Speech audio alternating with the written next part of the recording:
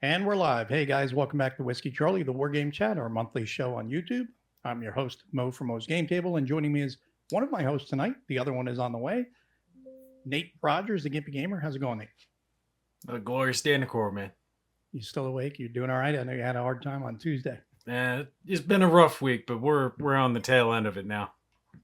Well, that's good. Hopefully it'll be gone here pretty quick. But joining us again tonight, Mark Herman, and we've also got David Doctor. We're going to be playing through Defiance. We're not going to be playing the entire game, so that way everybody knows right now. Don't expect to sit here for 3, 4, 5, 12 hours. It'd be longer than that. Be playing, through some situations. So that way you guys get a better idea of the game and what it's about. Because we did talk about it the other night. I know we'll talk about it some more tonight.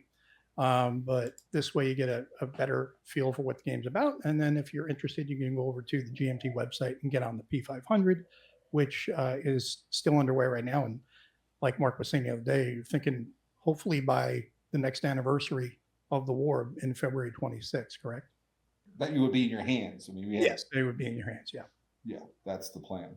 So hopefully that will go according to plan and there'll be no gremlins, but we can never anticipate the gremlins that happen during production. We're pretty far along. We're pretty far along. Oh, good. This is the, we're not quite in the end phase, but we're definitely in the latter phases of the sequence of play here. So yeah, we're getting there. Well, hopefully everything does go according to plan. And I know, David, you've been providing a lot of information, some background information on this game and the history around it, historical references and stuff. So let's start with you tonight as far as what we're going to be doing, because you're going to be running the vassal for us and what the different situations are that we're going to be tackling. Sure. So what we thought we would do is if I could just, before David goes, first I want to thank Joel Topin. Joel Topin is a great guy, and he jumped through a hoop for us for this show. So I just want to thank Joel for pulling this vassal set together that quickly. Wow, awesome! Yeah, so kudos to him. And with that, David, carry on. I just wanted to make sure absolutely gave some recognition. Joel's been a real trooper because we had him do vassal sets a year ago, and obviously things have changed. We've been, my God, a number of iterations. And what was cool about Joel is he did the first one, and then he did the second one. That was probably 9 months ago. And then I said, hold. And he said, I'm holding. It was like, we'll get back to you after, because you don't need to iterate every time that we iterate, which is crazy, right? As Mark points out, I think I pinged Mark early January and said, hey, this thing's coming up.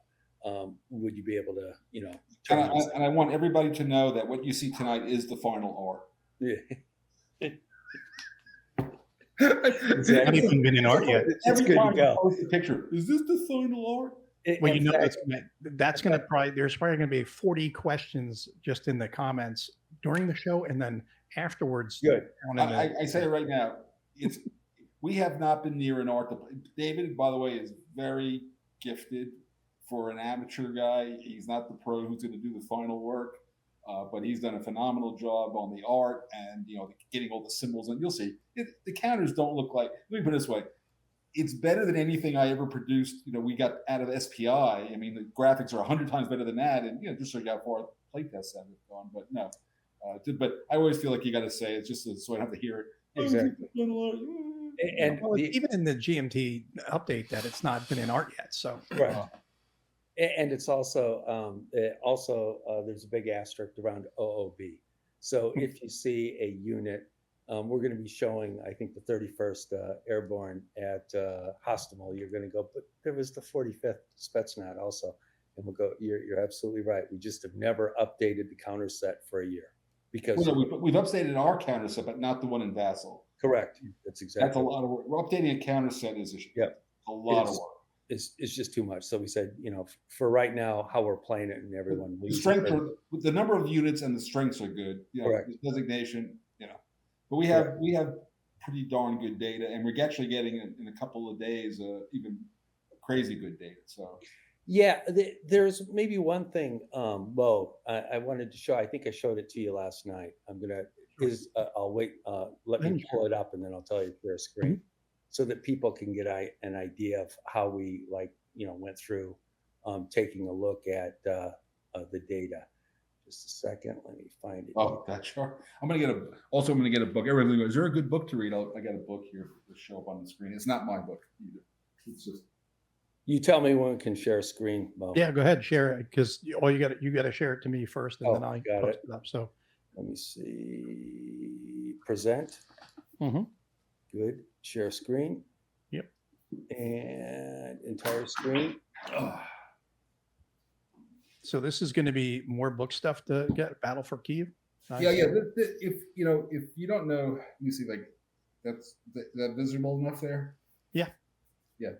Fight for Ukraine's I have about 5 books, but I found this one to be more like military-ish. Like less about the politics and more about like this unit came down this road kind of stuff, which people like. So if you're gonna get one, and it's from the Dupuy Institute, and I used to know, I knew Trevor very well back when he was alive, and so I feel, he always yelled at me, but at least I feel like I'm giving him a solid for his group now.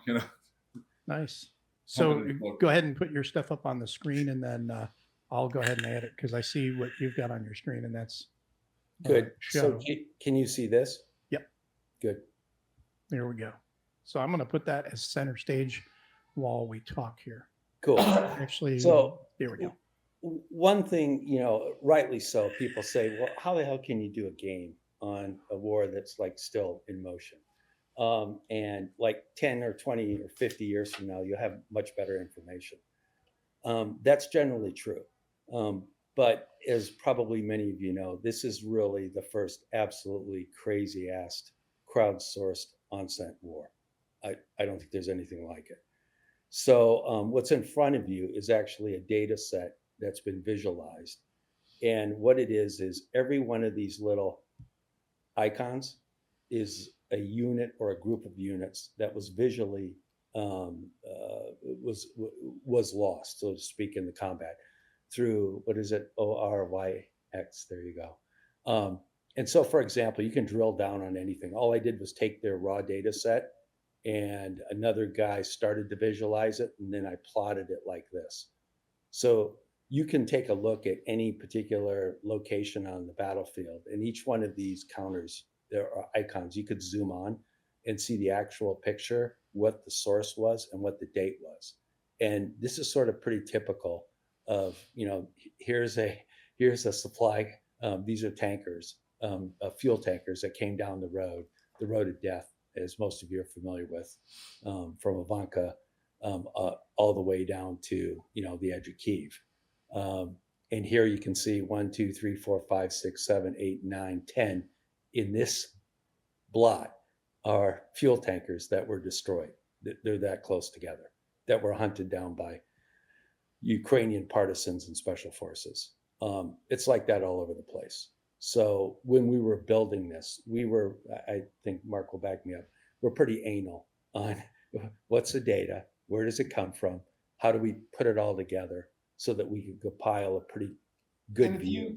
And to follow on to that, you guys have heard of this story. There's a thing called History's Detectives. There's a show on History Channel or the the military channel. And what they do is when you go over a battlefield, they use metal detectors, and where the bullets are is where they were fighting, right? There's metal in the ground. Well, these are all based on pictures that they geolocated. Mm-hmm. And they put it out there. So, the fighting is where there's dead guys, right? If there's no dead guys, there's not a lot of fighting, right? It makes sense. And this is where everything got blown up, and we have we have a reasonable picture of what routes they took, and then I use this. Go back to that near Hostomel there, David. If you look at those, see all those forks in the road. So when I built the solitaire system, I made remember, you're not competing against it. It's trying to do history. So I told, the bot is going to drive down. It's going to get to that fork in the road. It's going to go left more often than it goes right. And that's because that's where the fighting was. So, and then the stats too. I mean, you can just, as you can see, we have a pretty good idea on which sectors where the losses occurred by type, by all the different unit types. These are all the different unit types. So we can drill down on each one of these and say essentially where did they lose their planes, where did they use their arty, where did they lose their tanks, where did they use their trucks, what type of trucks. I could go on and on and on. You can also plot this stuff. This is the guy, by the way. He's pretty good. I would say that there's a group of 68 onset guys I follow. You can go on Twitter sometime and just type in Guild 224 onset Guild 224, and you'll find them all. And there are a lot of them that you're familiar with. Some of the great ones, like Rob Lee's, obviously very good. There's a ton of them. ISW. There's just a list that we've compiled. And when I went on Twitter, I only stood up. I've never been on Twitter except in 2010. I think it was when my crew and I were dispatched to Mumbai. There were some terrorist attacks, and we were really intrigued by Twitter because the terrorists were using it to signal back and forth their movements, which we thought was a really cool innovation. So I've never been on Twitter for, I guess it would be 12. When did the war start? 22, right? 22. Yeah. So I was never on the war on Twitter since then. And then when the war started that night, some of my mates in Ukraine that are in the action and also in the United States called me up and said, "Why don't you stand up a Twitter feed and start to do some stuff for us?" So as a part of that, that's where we really started collecting a lot of data and then taking it off of various data feeds in order to compile our data set that drives this game. So that's kind of the background, probably more than you wanted to hear, Mo. No, I think that's great. I think that's what everybody needs to hear too, because I mean that's one of the questions I had the other day, and and it still stands. I mean, I'm not disagreeing with your data. It's just that, like anything else, we do know more. I know Mark had explained that we don't always have the greatest clarity with distance, but Absolutely. we will get more data as time. Every day we get more data. So, but this is really great data. So I think it's a lot for it gives you exactly what you need for what you're doing here with this game. Yeah, and something else about it too is I think I told you, Mo, the other night. I'm second generation Ukrainian, so I'm biased. But I lived and worked and have a lot of friends in a place called Kyiv and a place called Moscow. So I'm in both of those places over the last 25 years. And so something about the Ukrainians is that they were incredibly innovative on the use of technology. They're huge into crowdsourcing. So they stood up one of their government applications really quickly that basically, Mo, you could go on and say, "Hey, I see a tank, on this road at this time," and that gets put into the big net. And when it's put into the big net, then it's actioned on versus value. We take it, that data is evaluated, and then stuff happens after that. Well, it sounds very similar to what goes on out here in Texas and elsewhere in the Midwest, especially. You have storm spotters where Right. during the spring you need ground truth. Yeah, great analogy, absolutely. So because of that, there is a ton of data. There's also an interesting group that was put in Germany from NATO a little before the war. It's public information, and you can go research them and their role in helping compile data and put together big data and crowdsourcing on this war. So that's really the dramatic difference from most wars we're familiar with ever, which also means there's immediacy in the amount of data that we've received relative to the Civil War, relative to World War II. And while we're on this particular picture, so what we're going to do tonight is don't move. So Hostable, which you see like right there, right there where that big red star is, that's the main air base that the Russians. I'm sorry, if I say Soviets, just don't worry about it. Forgive us. But the Russians, that was where they air assault. They were trying to grab the airfield, flying an after regiment, and then overthrow the government quickly. That was the key spot. And he's got more maps. But so we're going to go through. So what we're going to do tonight is we're just for grins, we're going to walk through this. When you play the game, you can either take the final result of these two air bases, this one and there's another one, not very far away, but more to the south of Kyiv, and will go through a very short procedure to show you kind of like they land and there's a counterattack, and then if the airfield's not destroyed, you try to fly in the follow-on regiment and all that kind of stuff. Now, historically, the airfield got destroyed, so the follow-on regiment didn't come in, and there was a lot of fighting. But the Russians held it for a while, and that could have gone differently. Things might have turned out differently. But so that we'll do tonight, and then David, maybe you could just show the Sure. map now. Let me get rid of these. Yeah, I got one question about that crowdsourcing of data when it comes to the information about, the ground troops reporting.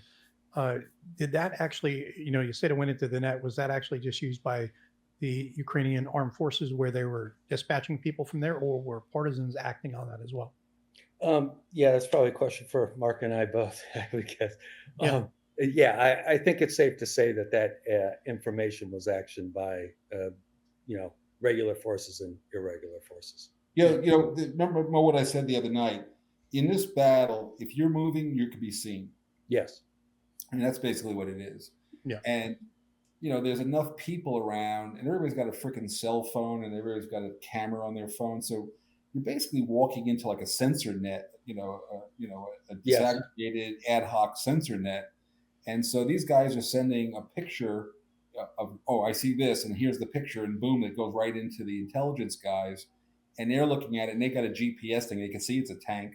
And so right away, depending on circumstances, they're gonna try to do something about it. Maybe set up an ambush. Maybe they shoot some artillery at it. And can you just bring up the actual game map? I see it. I want to point out something. You want me to blow it up? Yes, thank you. They're very kind. And this is final art, right? Yep, yeah. Totally final art. Had to say it once. Can you make it bigger around Kyiv? I just want to show the units in Kyiv. I want to talk about that for a minute. Just a second. Let's see. Over to your left. There you go. Where? Over the here. Magnifying glass. Yeah. There you go. Okay, so this is the actual map, and we have these things written on the map. And you see the 44th Artillery Brigade, and then you see the 26th Artillery Brigade. Yeah. Those units were critical. And remember, you saw all those dead guys around Hostomel, which is Bucha, just that area to the northwest of there. These artillery units were decisive, really, and just knocking the crap out of the Russian columns because they knew where they were. And like I said, even a modern battle tank gets hit by a 155 shell. It's going to go up. One thing about it is, what have you heard at all, if at all, from our own forces as far as the thoughts now on the use of artillery there? Conventional artillery versus mass fires, because everybody's all about mass fires with missiles, and today it's still a lot cheaper to use artillery. Oh, artillery! No, let's face it. With modern computers, and this one. So like when you have we would have an M109, Block 3 or something like that these days.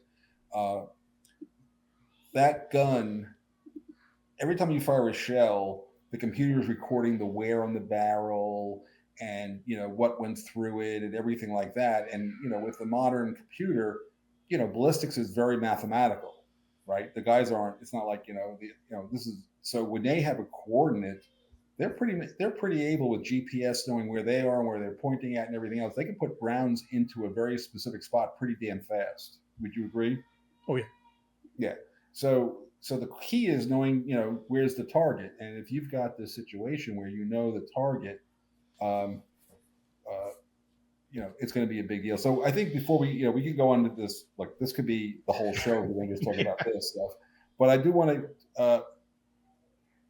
One question here. Not also say that it's important to the Ukrainians to win. It was imperative for them to. I think that well, first of all, Ivan, I agree with your basic premise, but I think, the Ukrainians were getting also a lot of big time help from the West, on the intelligence side. But the real thing is that we will have, journalist counters. The thing that really swayed, the Ukrainians were very adept at using quite real atrocities of Russian troops. And by the way, the Russian army of 2022 and the Russian army of 1945 and the Russian army of 1944 and the Russian army under under the czars was always a underfed, very rapacious army. That's their tradition. They've been doing this stuff forever. So what we're going to do tonight now, David, why don't we get into the demo? If you, we'll answer questions as they come up. Bring up the map now is the main thing, and let's walk them through the actual play of the hostile attack. Cool. And then then what we're going to do is we're going to do a couple of activations, and so you can see actual units will roll dice, all that kind of crap, and then that'll take a little while. So that's won't be 5 minutes. One last thing too. Then also, these are the various artillery platforms and sensor platforms that are in Ukraine, and it shows you the range from just one city that's in the counteroffensive on how it goes out.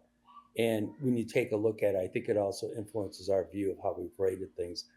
That NATO and Ukraine have a pretty big superiority in the medium to long range artillery platform and sensor platform space at the moment. That wasn't necessarily the case at the beginning of the war. And as Mark and I will say 100 times, the war in 2022 is not the war in 2025. I mean, it's not close.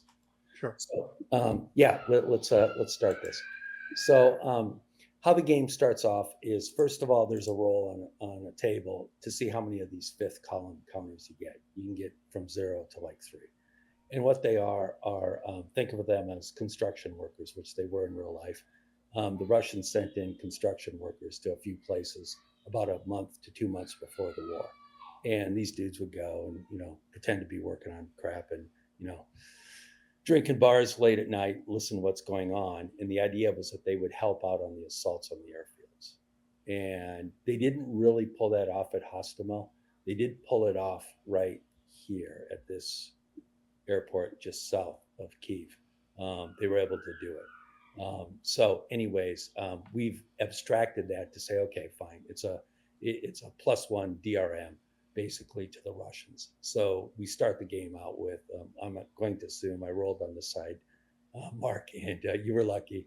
You got one of these things, and I assume you put it at Hostomel to help out. Absolutely. There you go. Good. So then the next thing that happens is you run up here, see this Russian air assault box, and you pull down 2 units. And like I said, this is not final OOB. There will be a 45th Spetsnaz in here once we get around to updating this thing. So for right now, for shits and giggles, we've just put in 2 units. And again, this is standard Soviet and Russia, Georgia. This is standard Russian tactics for invasion. I mean, this is what they do. So the way that so first we go through this fifth column thing you roll on a table, and then we go straight to this thing right over here to simulate the attack on this airfield and possibly this airfield, if this airfield fails, which is what the Russians did in real life. So it's a you follow the procedure. First one is air assault. Russian player takes 2 units from the Russian air assault box. We just did that. We put them right here. Step 2 is the decision. So Mark and I secretly decide, Mark, are you going to commit a full battalion? We had this discussion yesterday. Yeah, you know the answer. Yes. Yes, good. So he's going to do that. And then I have to secretly, as a Ukrainian player, decide how many of these units over here are actually going to commit to responding to this thing. There's pros and cons. The pros are I will get some favorable die roll modifiers. The cons are for every unit that I commit, it's going to end up taking a morale hit before the end of the turn. So that's to reflect, like we've called up Mark and Mo and we said, hey, get the hell out of your barracks. We're ready to rock. And so, they're not going to be very happy at the end of this thing. So Mark, as he indicates his decision right here, Russian player decides whether to commit 234th, 1st Battalion of the 234th. Again, the OOP is not complete. We now think that's the 11th Brigade. So anyways, he's going to commit that, which will give him a favorable modifier. And I, as a Ukrainian player, decides I can commit up to 6 units. For every 2 units I get a +1 on this table that's going to happen. So I'm just, for giggles, going to commit 4 of these things, okay? So then what we do is we go to the first die roll. Resolution, make a die roll. And I'm going to roll, or Mark, I'm going to roll a die roll for Mark. He's hoping for high, 8 to 9, which means he'll capture the airfield. And again, he gets a +1 because there's a Russian 5th column there. He gets a +2 because he's decided to commit a battalion. The downside of him committing a battalion, there's a chance that that battalion will be destroyed. 1 or 2 of the transport planes were actually shot out of the sky by the Ukrainians farther south at the 2nd airfield. But we've theorized that, yeah, they ended up turning them around, but there was a chance they were going to commit them in the air. And if that happens, the Russians lose their air transport and air assault abilities on the first turn of the game. So that's a trade-off. So, well, either way, they're committed, so it doesn't matter. They lose them longer term, but they're committed regardless in the first turn. right. So where's the dice in Vassal these days? See this? You got to right here? That looks like a dice. Yeah, right there it is. Right Yeah. there. Hit it. D10. That's roll 1d10. There you go. Yeah, hit it. That's all we need. So here's your +3 roll. to the die roll. Let's go, baby. It looks like you got a 7. You see that right there? Yeah, +3 is that's a 9, baby. That's as high as you get. So what ends up happening, we look here. Russian units are normal. They're going to be on Hostimo. This thing goes away. It's a lose them and use them. I don't know where you put them. Does he go there? We'll get them off to the side. So see if you can right click on it, if you can delete it. From Yeah, I mean right click on the 5th column. You see what right now it's not eliminate. It should be, but we're just going to push them over here. Okay, these guys are dead. So both of these guys end up here. I'm bringing my follow-on echelon, baby. There you go. So this is normal. It says Ukrainian unit is eliminated, so we're pretending he's done. It says the air base is Russian occupied and it's open. And when it says open, if he's able to keep it open through this entire phase, then he'll be able to start to use it as an air bridge to bring in more forces. Okay?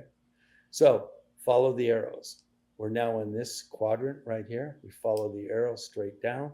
Now I have to see how many of the 4 units I committed are actually going to respond. So I roll a die and I get a +1 for each 2 I committed. So I committed 4. So I get a +2 to this next die roll. Here's the die roll. And that's a 1. We Okay. can see how this is going already. You roll like Herman, do you know about sportsmanship? Okay. You never laugh when your opponent gets a bad die roll. You know about Bullshit. that? You've been laughing at me, and I've been laughing at you for 40 years. What are you talking about? no one's laughing at you. We're laughing with you because we've all been there. Yes. Oh man. So the Ukrainians have 2 units. You see this? They get a moderate. Now, again, since I committed 4, 2 of those 4 units I'm going to get, they have to take a morale hit because I decided to commit them. Now, when we would be playing, I would designate these before I'd actually commit them. But we're just going to say I It's okay. designated. So he's going to now launch a counterattack and hopefully take the airfield back. So I would have committed this guy, which is a battalion of the 4th Rapid Response Brigade. I'll show you how this works. I would have committed, got to get some artillery in here. We'll take this big monster with us. So we'll put him up here. And I would have committed probably this guy right there, who's just going to take a morale hit because remember, I can only commit 2 of these damn things. That sucks. And I probably would have committed another artillery. So let's say he's also flipped. So 2 of the 4 units I committed, they just didn't get moving, man, but they took the hits. So now it says right here, I have 6 operation points, okay? Operation point in this context, essentially think of it as a movement point, okay? On our counters, there's only 2 things ever, or there'll actually be 3 things when it's done. Right now, there's 2. This is their combat strength, and this is their TQ, or troop quality. And that's a True good unit. quality. Yeah, true quality is everything in this game, as Mark will tell you. You're constantly rolling dice to see, do I make a morale test, is how we would describe it, right? If it's 7 or below 7, 7 or below, that's a great day. Basically, look at it. Anytime you try to make the unit do a task, and There you go. Did it? How did it do? And How it did could it be disorganized. It could be organized, but it's going to do it. But how badly or efficiently did it do it? Yeah, the better quality they are, the better chance they have success. Exactly. You got it. And you can see right here, there's generally, again, because I'm biased Ukrainian, which we're going to clean up when we do the final review of the OOB. Generally, the Ukrainian units, even after we clean it up, the Ukrainians, it's going to be quality versus quantity. Generally, their units are higher quality, and I'll give you some examples of why we believe that. No, it also, more importantly, these are all, remember, this war has been going on for 8 years. These are veteran units. These are not recruits.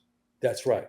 And that's a big difference. If you look at the standard Russian units, most of these Ukrainian units have been fighting since 2014. Like the 1st Tank Brigade, those guys are hardcore. Well, it's not just how long they've been doing it. This is also their country. This is their territory. That counts for a lot. Absolutely. But as you know, Nate, but they also know what they're supposed to be doing. Yeah. Yes. So anyways, those 2 units are popped because they don't get to respond. 2 more units get to respond. So they each have 6 operations point.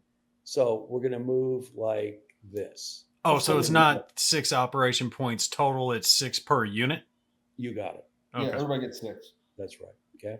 So this guy right here, he's going to go from here to here, and that's a 1. Each one of these is a half because it's a major road. Then he's going to move into this thing right there, and that's going to be another. That's a 1, so that would be 2. It's a town, and then he's going to launch an attack on this thing. Okay, it's a movement of contact attack. Right, meeting engagement. So that's going to cost 1 + 1, 1 to launch the attack and 1 to move into the space. But before that actually happens, this dude right here that got activated, this artillery, is going to move 1 space right here, and then he's going to try a strike on this group. And all that is rolling on a table, a strike table, which I'll bring up right now. Let's go into. While you're pulling up that table, when I was reading over the rules, correct me if I read this wrong, artillery has the option of performing a strike or adding their strength points to the attack, Correct. right? Correct. That is correct. And in moving contact, you can only use 1 artillery unit. Anyway. That's right. So is it a better choice, like to perform the strike versus adding the strength points? It's in tough. This case, go ahead. It's actually worse. You are correct, Mo. What I should actually been doing is actually combine this unit and this unit together. Did you mean Nate? Yeah, that was Nate. Yeah, Nate. I'm sorry, Nate. And then you would get an advantage in the assault because I'd have artillery and the defender would. Well, I'll tell you what, David, we do it both ways just so people can see. So first do the strike just so they see how a strike works. Good. So let's say I want to make one point about artillery. So again, this is from Flashpoint go on. Artillery can shoot multiple times per turn until they run out of ammo, right? And they do have ammo. You'll see there's ammo depletion rate. Certain results will ammo deplete you. Rocket units will ammo deplete more often. And then you have to use your HQ capabilities to resupply them to bring them back to be able to fire again. So just so you understand that. So why don't you roll it? What is the strength of the unit? I can't. It's hard for me to see. It's 6. Okay, thanks. Yeah, so I'm going to roll it right here on the strike table. We take this column right here. If I roll this number, you got to put the table in front of the map, though, David. It's hard to see the whole table. Can you see it right now? Yeah, now I can see it. Yeah. Good. So let me roll a die, and then we'll walk through it. I rolled a 6. Okay? Well, that's good. So I go way out here, and as you can see, 4 to 7, nothing, no effect. Now, it could have been worse. I could have rolled an 8. If I rolled an 8 and it's a Ukrainian unit, this would be ammo deplete, which means they can't shoot their guns until I fix that problem. Anyway, the answer, what he needed to roll, just to be clear, is what's the numbers on the table are telling you what morale would be affected. So he had rolled 0, 1, or 2 to pop that guy and deplete him, to beat him up. If these numbers are greater than this number right here, or equal, they would flip. Yeah. Okay. So I didn't do that. Now, if I would have did it a different way, do it the other way now. Let's just say they're in non-this combat, okay? What ends up, excuse me. Yeah, what ends up happening is the following. We're now going to have a meeting engagement, okay? Well, just be clear, we were going to have a meeting engagement either way, but now the artillery is a more direct support of the unit in like combat. Absolutely. So let me pull up that table. So right now, at this stage of the game, do you have the choice? Can you just stop in their enemy zone of control and do that, what's it called, set piece engagement later? No. That'll happen. Yeah, we'll look. So the answer is no, and yes. So in other words, what will happen naturally, while David gets the table up, Nate. So what would happen is at the end of this turn, you might have a number of units in enemy zones of control. Would you understand? Yeah. So what would happen is the very beginning of your next activation could be the next turn, or could even be later in the turn. Yeah, you decide whether or not to hold position, and then you do the set piece engagement. So the game naturally develops set piece battles without having to have special rules for set piece battles. In other words, you if your meeting engagement fails, you might want to bring another guy up and maybe hit him again on the flank. But if that doesn't work, you can bring up other guys, and then you're in essence preparing for an assault, and you do that in the next activation. It did seem like the odds were a little bit harder to be victorious in a meeting engagement versus a set piece. That's true. Yeah, because it should be. Yeah, right. Because what's happening in the set piece. So let me be clear, and this is something that I did this, by the way, back in France, 1944, and everybody hated it. So I'm sure they'll hate it again. So let's be clear. But when you do the analysis, and by the way, when I say the analysis, so have you guys ever heard of a concept analysis agency? No. The Concept Analysis Agency is a arm of the United States Army. I know you guys were Marines, but the Army knows how to do this stuff too. And they did this goes back a lot of years. They did a 200-year study, but mostly of World War II and beyond, of every single battle. And what they found out is attrition only accounted for why somebody lost a battle was only accounted for like an 11% of all battles due to attrition. And the main reason is when they actually buried down in that, they found out that a lot of times you don't know what kind of attrition you're taking, so you're not affected by it.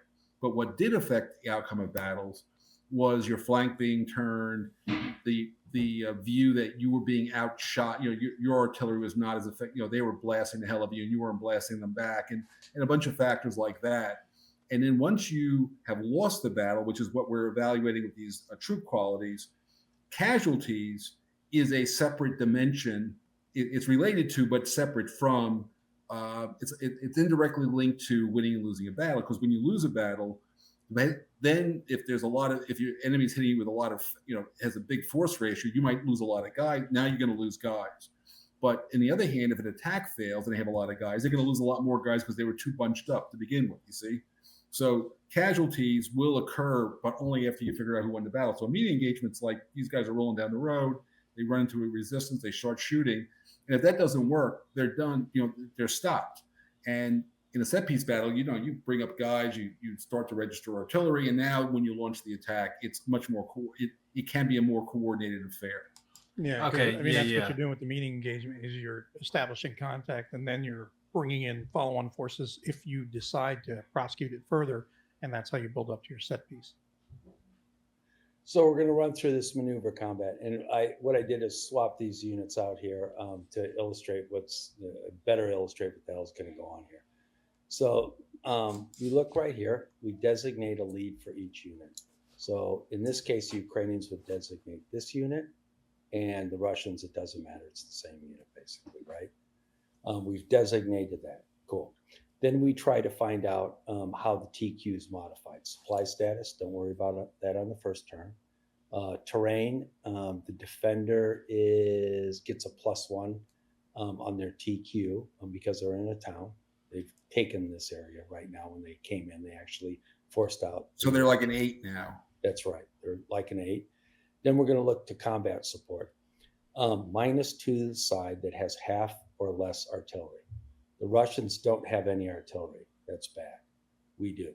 So they're going to get a -2. So they went to 8, and now they're down to 6. Correct. Then we don't have to worry about this supporting unit quality, which basically measures do you have crap with good units? You don't. Okay. Next one is is there anything else going on? No, there's nothing. So right now the Russians will be rolling on a 6 or less. They're good. The Ukrainians were rolling on a 7 or less. They're good. There's one other factor we're building in, which is called platform superiority. This unit more than likely will have it's either a 2, a 1, or a 0. And that measures basically the superiority of the mechanized force. The Russians, as you guys know, their mechanized forces, generally speaking, especially their VDV, was very, very weak compared to what the Ukrainians responded to them with. So more than likely, there'll also be a -1 that the Russians will get. So Mark was at a 6, he's now at a 5, and I'm at a 7. Yeah, so that sounds right. Good.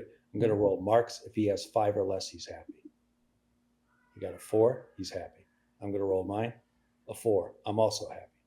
So both of us survived. We go to the meeting engagement table. And it's the green attacker passed and the defender passed. So attacker loses 1 step. See that? So he flips. Come on, flip. There you go. Were the odds less than 1 to 1 or more? No, I had 16, which was 12 plus 4 is 16 versus 8.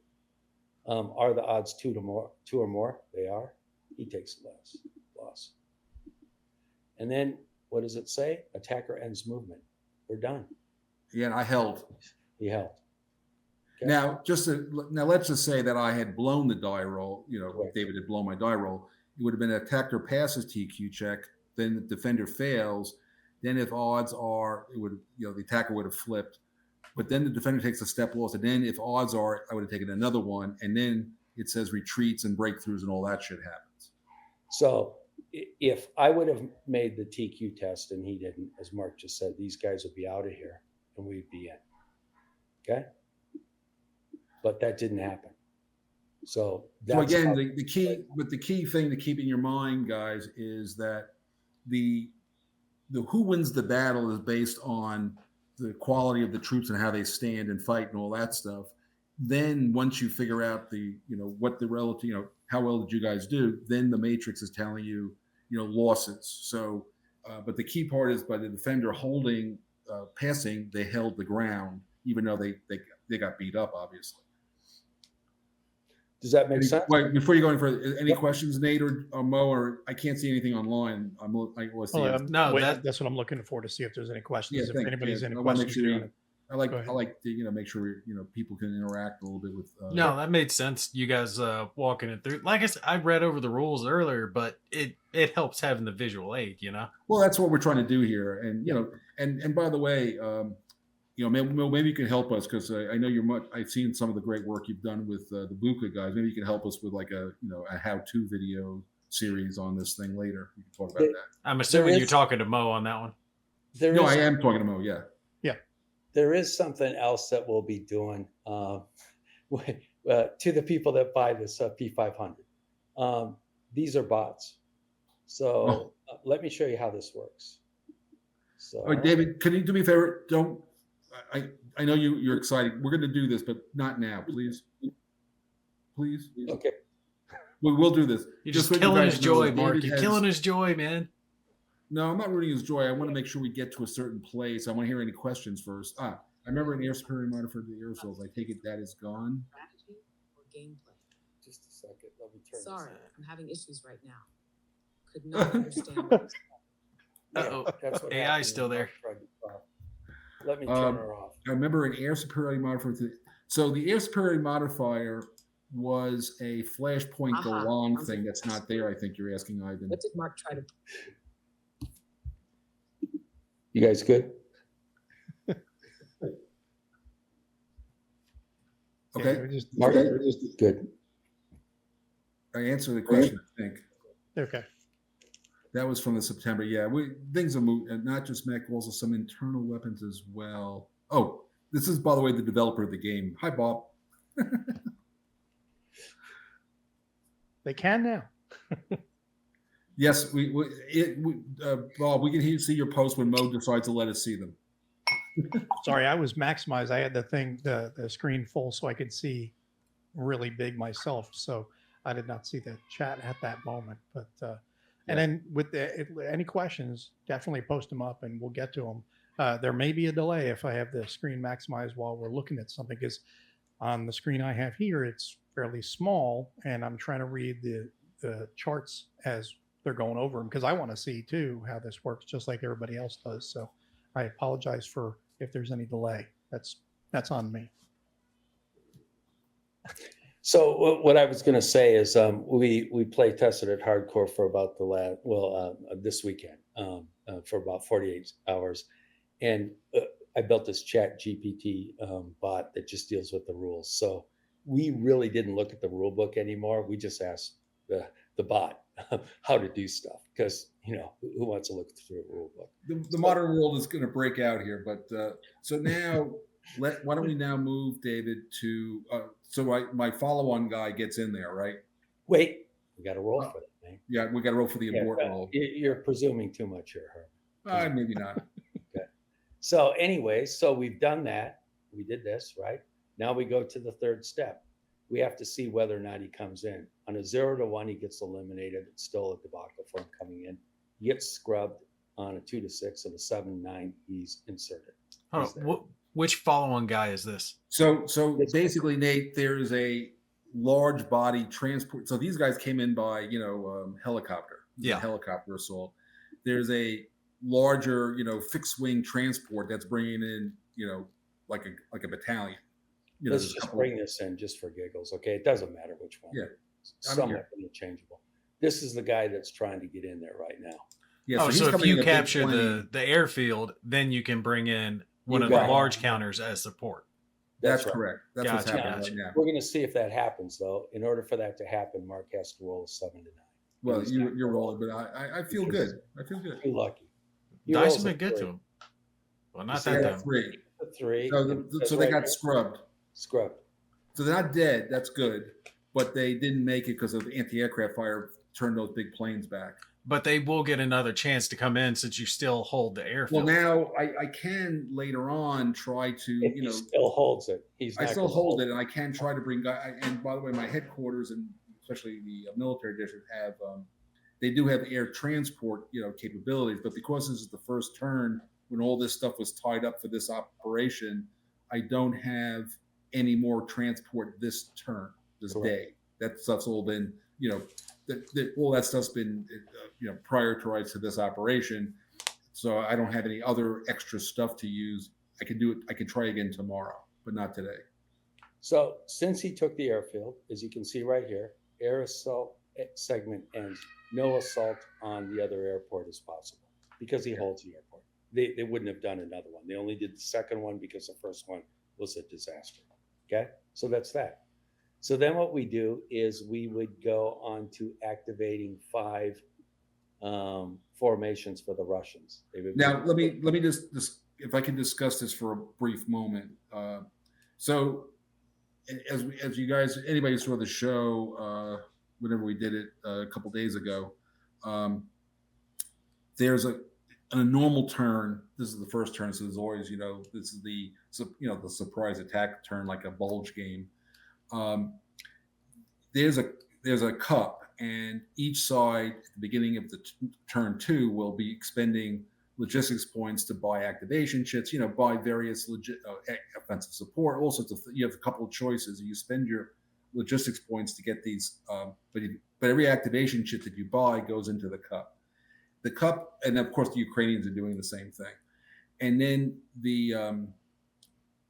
what happens is the cup gets 3 game end counters. We can talk about that later. And what will be officially be in the game, the Berg chit of chaos, which is the random events table, triggers on that. So you got 4 non-activation counters in there, and everything else is going to be an activation counter of sorts, because there are these flex ones that you can use to get a guy to go twice and all that stuff.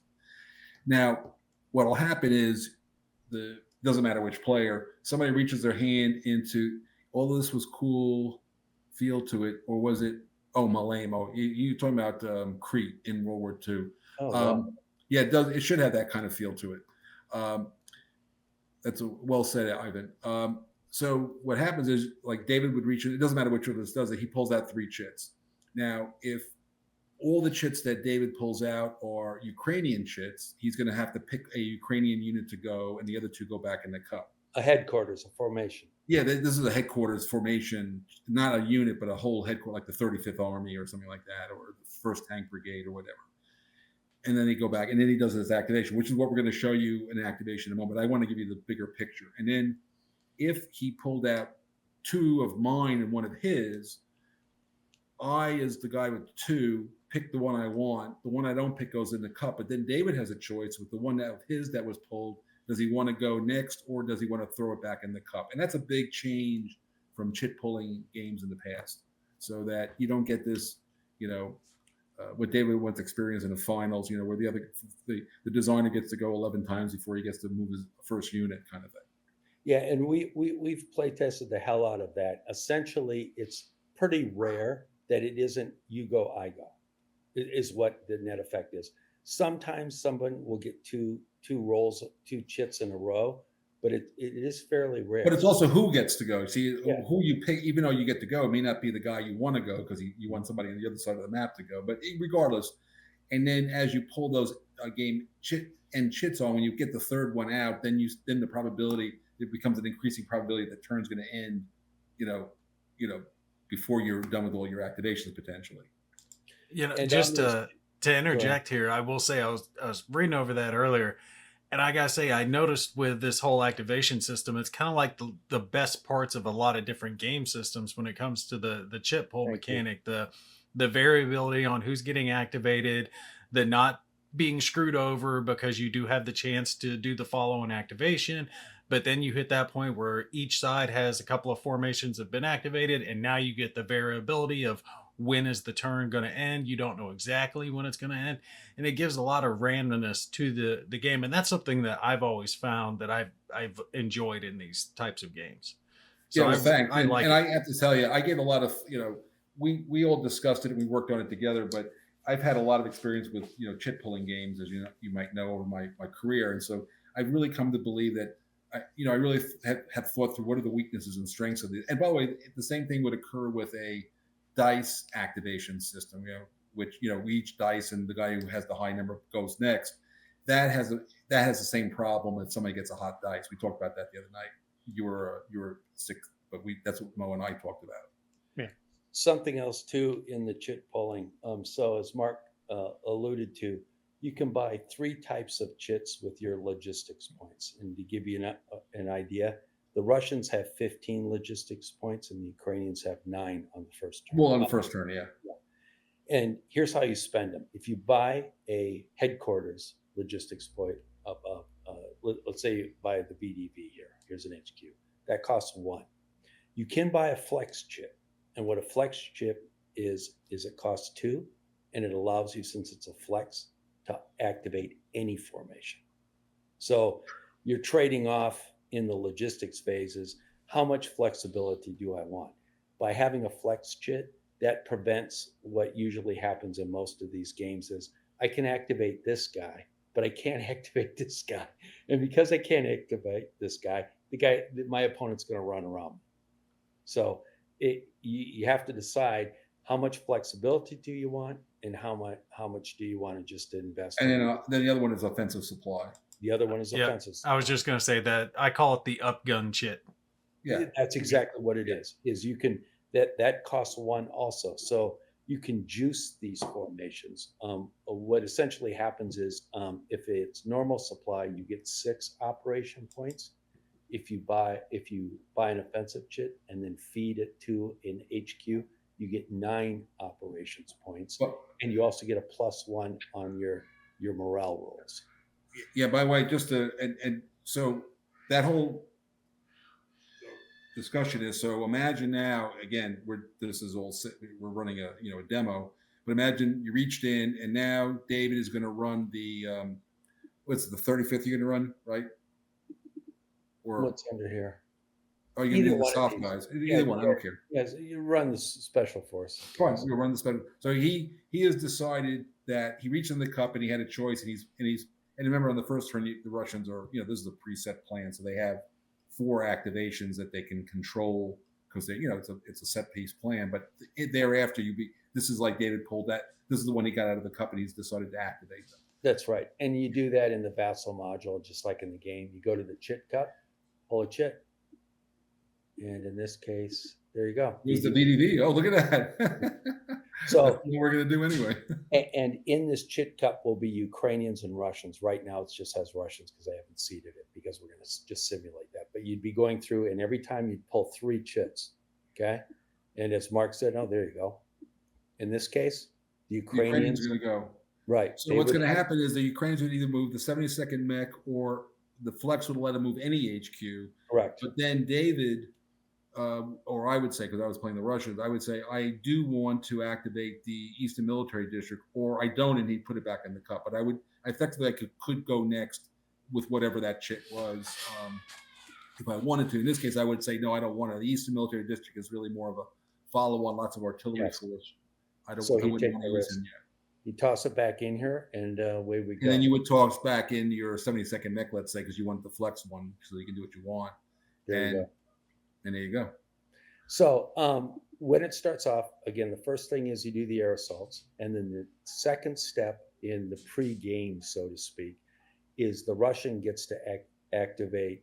There are 5 headquarters, there are actually 4 formations, but that's to simulate the original invasion. Yeah. Now going to Frank's question. So Frank, what is true though is once a formation has been activated its first time, its HQ is flipped to its moved ones, and every time you activate it thereafter, all of the units have a -2 troop quality modifier on all second and third. So you can push your luck, but the units are like, so we're 7 units now, all of a sudden 5. That's and a 5 units pretty, so you can exhaust the units. It's like you can go to fatigue mode basically, but the second and third, so you can juice the activations, but the units get tired. So just to be clear. And one other little note for those who might have picked up on it, might not have, with those Russian counters that are up there, you see right there, you've got the larger counters and their smaller counters. The smaller counters are going to be for smaller units. The 1/2-inch counters, the other one's going to be 5/8. Right, and the stacking limit is too big and too small. Yes. In a forest, in a woods. Oh, it's less. Okay. Yes. And in a woods, it's 2 and 2. Okay. You can have 4 units. 2 of them can be large. In a clear hex, you can have 6 units. 3 of them can be large. Yeah, but there's not a lot of. There's not a lot of clear hex. Yeah. No. Yeah. So let's run through this. Okay. Yeah. So now the reason they need to, they haven't spoken of it yet, but the UK got a lot of hidden partisan type units. Yep, we're going to show that. Yeah. The Ukrainians. Now we're going to do an activation. So David, and just so you know, when he's going to move that unit straight forward, and there's a bot called Yogi, and when he gets to Chernobyl, you see there's a fork in the road. I happen to have the chart in front of me. He's going to go left. Okay. So, but we're playing this me versus Herman as opposed to right. But I just want people to know that there's a bot that'll make the Russian follow the historical plan. So, this guy moves here, and he's in Belarus. It's actually a half, and then he moves here. He crosses the border. Yep, crosses the border. That's 1.5. He's moving on the road. Then he wants to move into Chernobyl. And in order to do that, he's got to pay 1 to move across. And since he's moving into crossing a river or into a woods head, which are green, or a town, he's got to draw a Vok check. I love these chits. So this is Vok wolf in Ukrainian. So think of it as a partisan. So he pulls this. And put it on the map because it's going to go on there anyway. And you what see, do we get? That's a unit. 1-1. Boy. Okay. So it has a TQ of 3. It has a combat strength of 1. The 1 indicates that it's a part of the first group. There's 20 counters in the first group. 20 in the second, third, fourth. Essentially, you run through all the ones, then you put the twos in, then the threes and the fours. Over the course of the game, the quality of the units improves. So we're thinking at the very beginning, this would be Mark, Mo, and David Doctor, meeting up with special forces, which happened. They would sit down, they'd say, do you want to go fight Russians? And we'd say, yes, we do. But we don't really know how to do any of this crap. What do we do?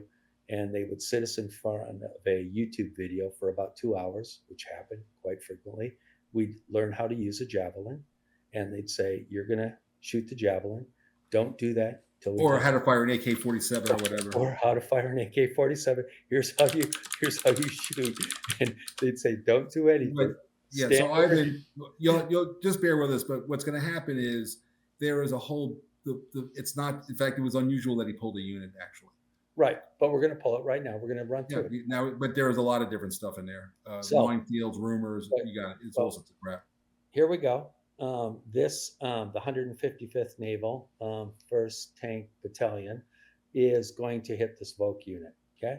So pretty easy. The first thing we do is get some DRMs. If the Russian lead unit has a higher TQ than the Ukrainian, yes, he's a 6. This guy's a 3. So we're going to take a -1 to this die roll, okay? Does the Russian lead unit have a TQ of 7? No, it has a 6, so we don't get that one. Are the odds at least 4x? 10 versus 1, that's 10x. So we have a -2. Terrain, was it triggered by crossing a bridge? It was. We crossed over the bridge to get to Chernobyl. Now we're only at -1. -1. Drone, don't worry about that right now. Is it higher? No. Are the odds? No. Alert. If the previous Russian stack, it should actually say formation, had encountered. That would be Mark had went and told Mo, there's some Russians coming down the road. We got to do something about this. That didn't happen. So right now it's a -1 to this die roll. That's it. So we roll a die and we get a 5, which goes to a 4. It says pause. Cool. Okay. What the hell does that mean? What's the Russian technical quality? It's a 6. You see it right there. So we go right here. Vok retreats one space, and he can decide, I'm just going to put him in the forest for now. Okay, who cares? I care. Put him in that open space there, buddy. We're going to kill that guy. Where? Right in front? No, the other way. There you go. Put him there we go. That's where I want him. And then we look at this crazy thing. What happens next? RSL. What the hell does RSL means? Oh, yeah. Russian step loss from lead unit. That would be an N as in no. Nothing happened to him. Cool. RCM. Do they continue to move? We look here. May the Russian continue to move? Any ops cost? Yada, yada, yada. He gets to continue to move, but he has a cost of 2. So so he used up 2 ops points to deal with that guy. Got it. So far you're sitting right here at 3.5. You've taken Chernobyl, and he wants to continue to move because he's going to clear a road here for the follow-on forces to get the hell through. He moves here, nothing happens, and then he wants to cross it. So here he was. I'll keep track on the side. He was 3.5. He's now 4.5, 5.5 because he has to cross the bridge, and he goes into another forest crossing a bridge. We have another vote call draw. We got to back him up because the vote guy could show up in that hex. That's right. Let's see what happens. Here we go. Oh, the Ukrainians, man, all the boys are coming out. There's not that many in there. Did you shuffle that? Of course I did. I don't think so.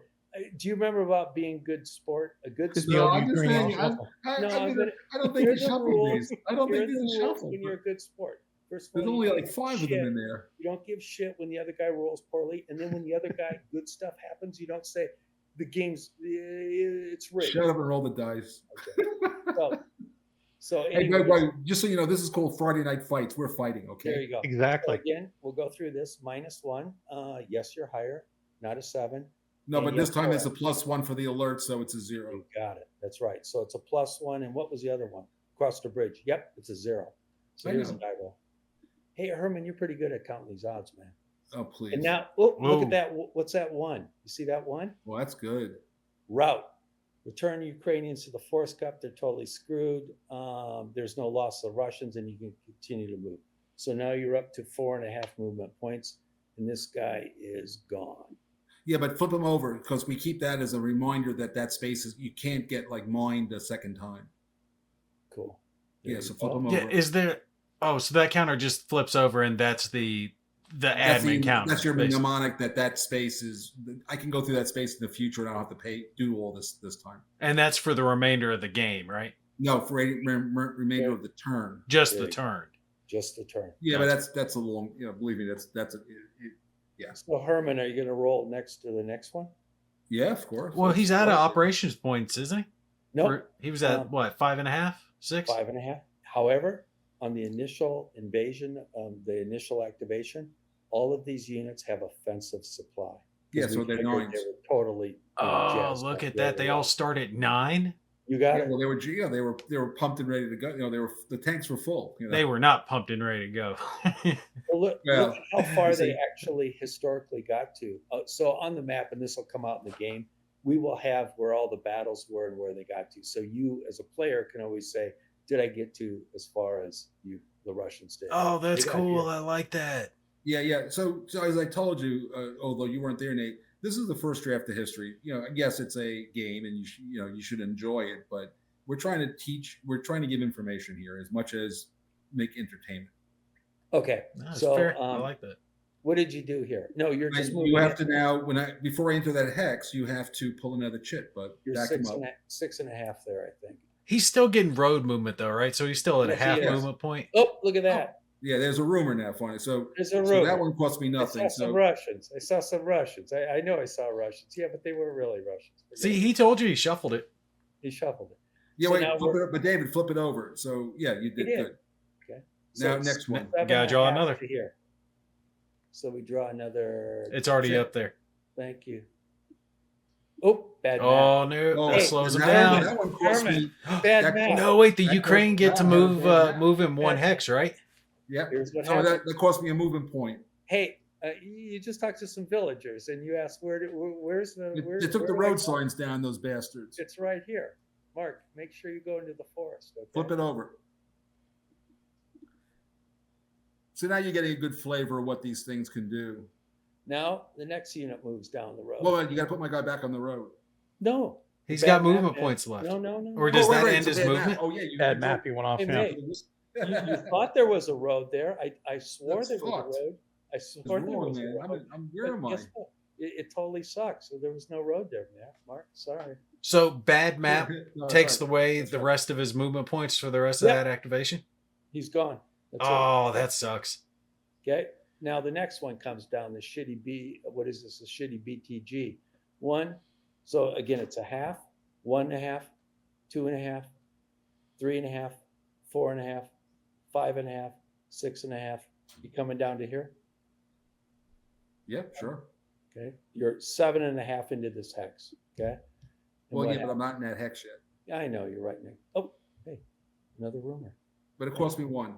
Cost you 7.5, and now you're 8.5 into the next hex, and you're done. There you go. But the next hex is an open hex. So. You're next. Okay, and then okay, so we got that shit cleared out. Pardon my French. And so let's just run this stuff down. Where do you want this stuff? I assume you don't want to go out give me some artillery support into that lead unit. way back here. So remind me Yeah, real put 'em quick in while some you're moving hexes. them. It's forest hex and city hexes and something else that causes those wolf counters, right? Towns, forest, and if you cross a bridge. Towns, forest, and if you cross a bridge. Gotcha. You got it. So we'll move the special forces down here just to guard this guy, and we'll run this dude. And this has been our experience, Mo and guys. Is after you clean this out, this takes 2 minutes, if that, to run all this stuff down. They just run down a column. The HQ always has to be on a road or a rail. If it's not, it gets disrupted. You don't want Well, that. you don't want that. No. And we did that obviously for supply reasons. So all these other yo-yos, again. Oh, wait, David. Before you, so there was an artillery unit there, right? Yeah.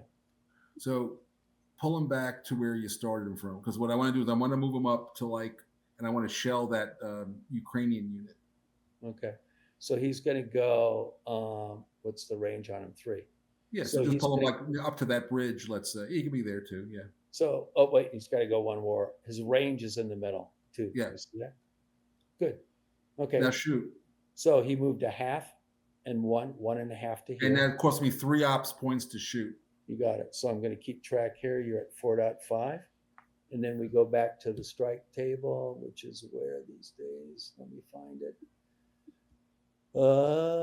Play 2. There we go. There's your strike table. You see it? And we're going to roll a die right here. And you rolled a 0. And what does a 0 do? Oh, that's good. Say, what does that say? Automatically dead. See that? All.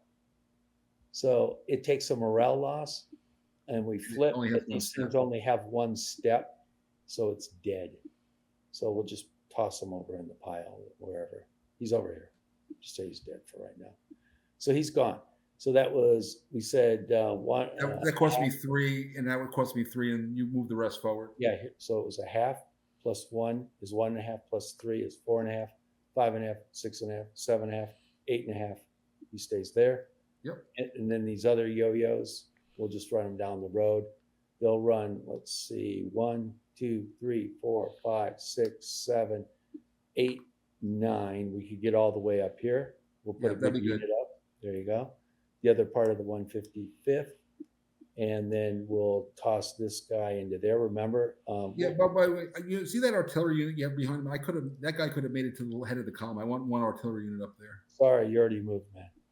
There's All right, no. we'll move There's the next no one in. Do you know the third rule of good sports? You don't take shit back, man. You already moved that stuff, okay? Well, I actually said it when you did it, but you ignored He me. did say it before. Listen to this guy. Jesus. I'm not the referee of this one. Oh, yeah. Everybody heard it. We have a tape. You can go back to the videotape on this No. one. If you didn't Y'all- say it, y'all then I'd be do like, realize there's this is a- take-backsies. I never heard This is that. a demo game, right? This is a demo game. Hey, come on. You're out. Get I'm the hell out. playing All him. this shit. It's okay. Yeah, move the guy's phone. Now, It's okay. Here's something else is, as Mo said, this stuff stays just for a turn. So we do want to leave somebody back here Yeah. when people are coming next turn. Since Ukrainians don't like Russians, you need to garrison this stuff. Otherwise, this boat will pop back. That is up. correct, Bob. Okay. So that I think you guys get the feel. Okay. And Yeah. obviously the same thing could then happen with these VDD troops. They could either reinforce this or they could start running this way. And historically, they actually ran. Show them. I'm going to blow this Some of them up. went west. Yeah, something goes west. We think it was this. See There's the February 25th line on the railroad? way over here. Yeah. So there was somebody who came down that way. That was some combination of this, or it was some combination of this stuff still coming. Here's the 36. We think it was a 36. We think maybe they went like this and came And then down. down. Historically, just as an aside, it's not in the historical game. It'll be in one of the scenarios. Is that the Russians, we think, were planning to come down this road. And the Belarus military said no for a variety of reasons. If they'd have come down this road, you see what would have happened? They would have cut the supply line to Poland and NATO. And you can game that out. That did not happen. And you know, when you see all the American officials or anybody coming by train into Kyiv, that's the railroad they're on. There you go. That's where they That's come. the railroad right there. Right there. So That's one of the things that you can get. The Russian player can get access, which Correct. will allow that from Belarus.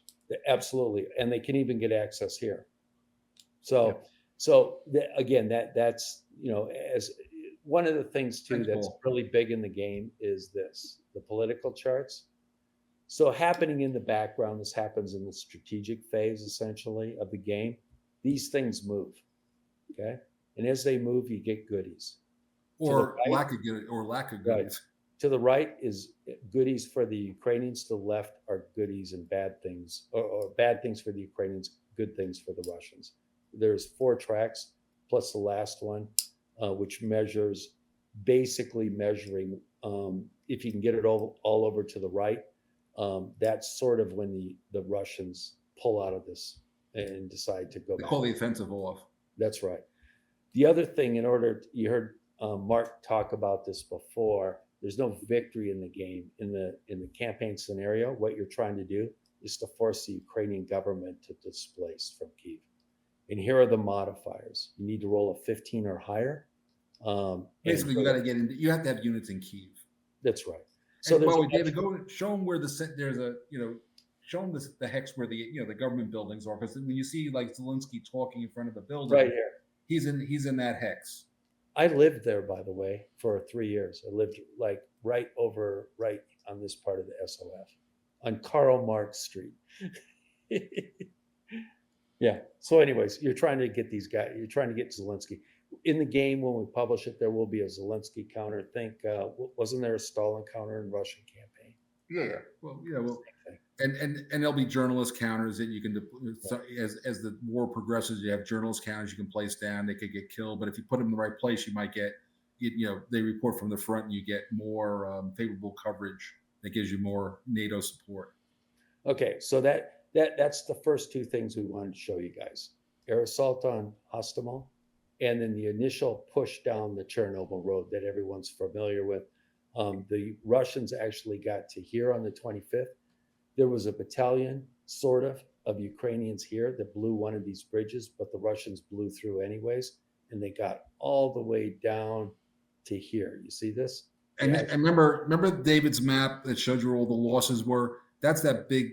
There's a pile of stuff that got blown up. It's in the area of Bucha where the atrocities took place. He's got like a little skull and crossbones on it, but that's where this was the major fighting. Yeah, that's right.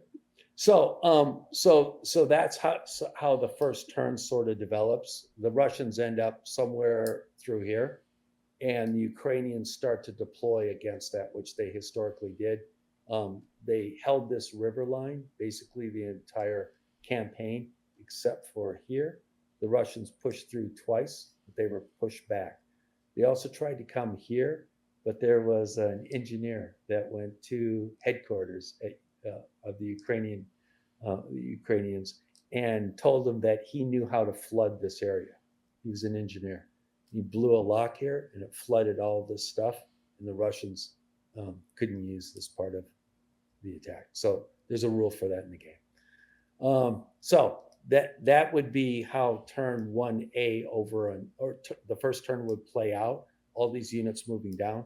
What we've done here for the demo is to say, okay, let's do later in the first turn or the early second turn. And as you can see, the Russians have moved through here, cleaned out the partisans.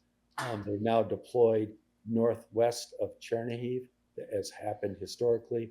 And the first tank brigade actually moved to meet them. And that's where this would start.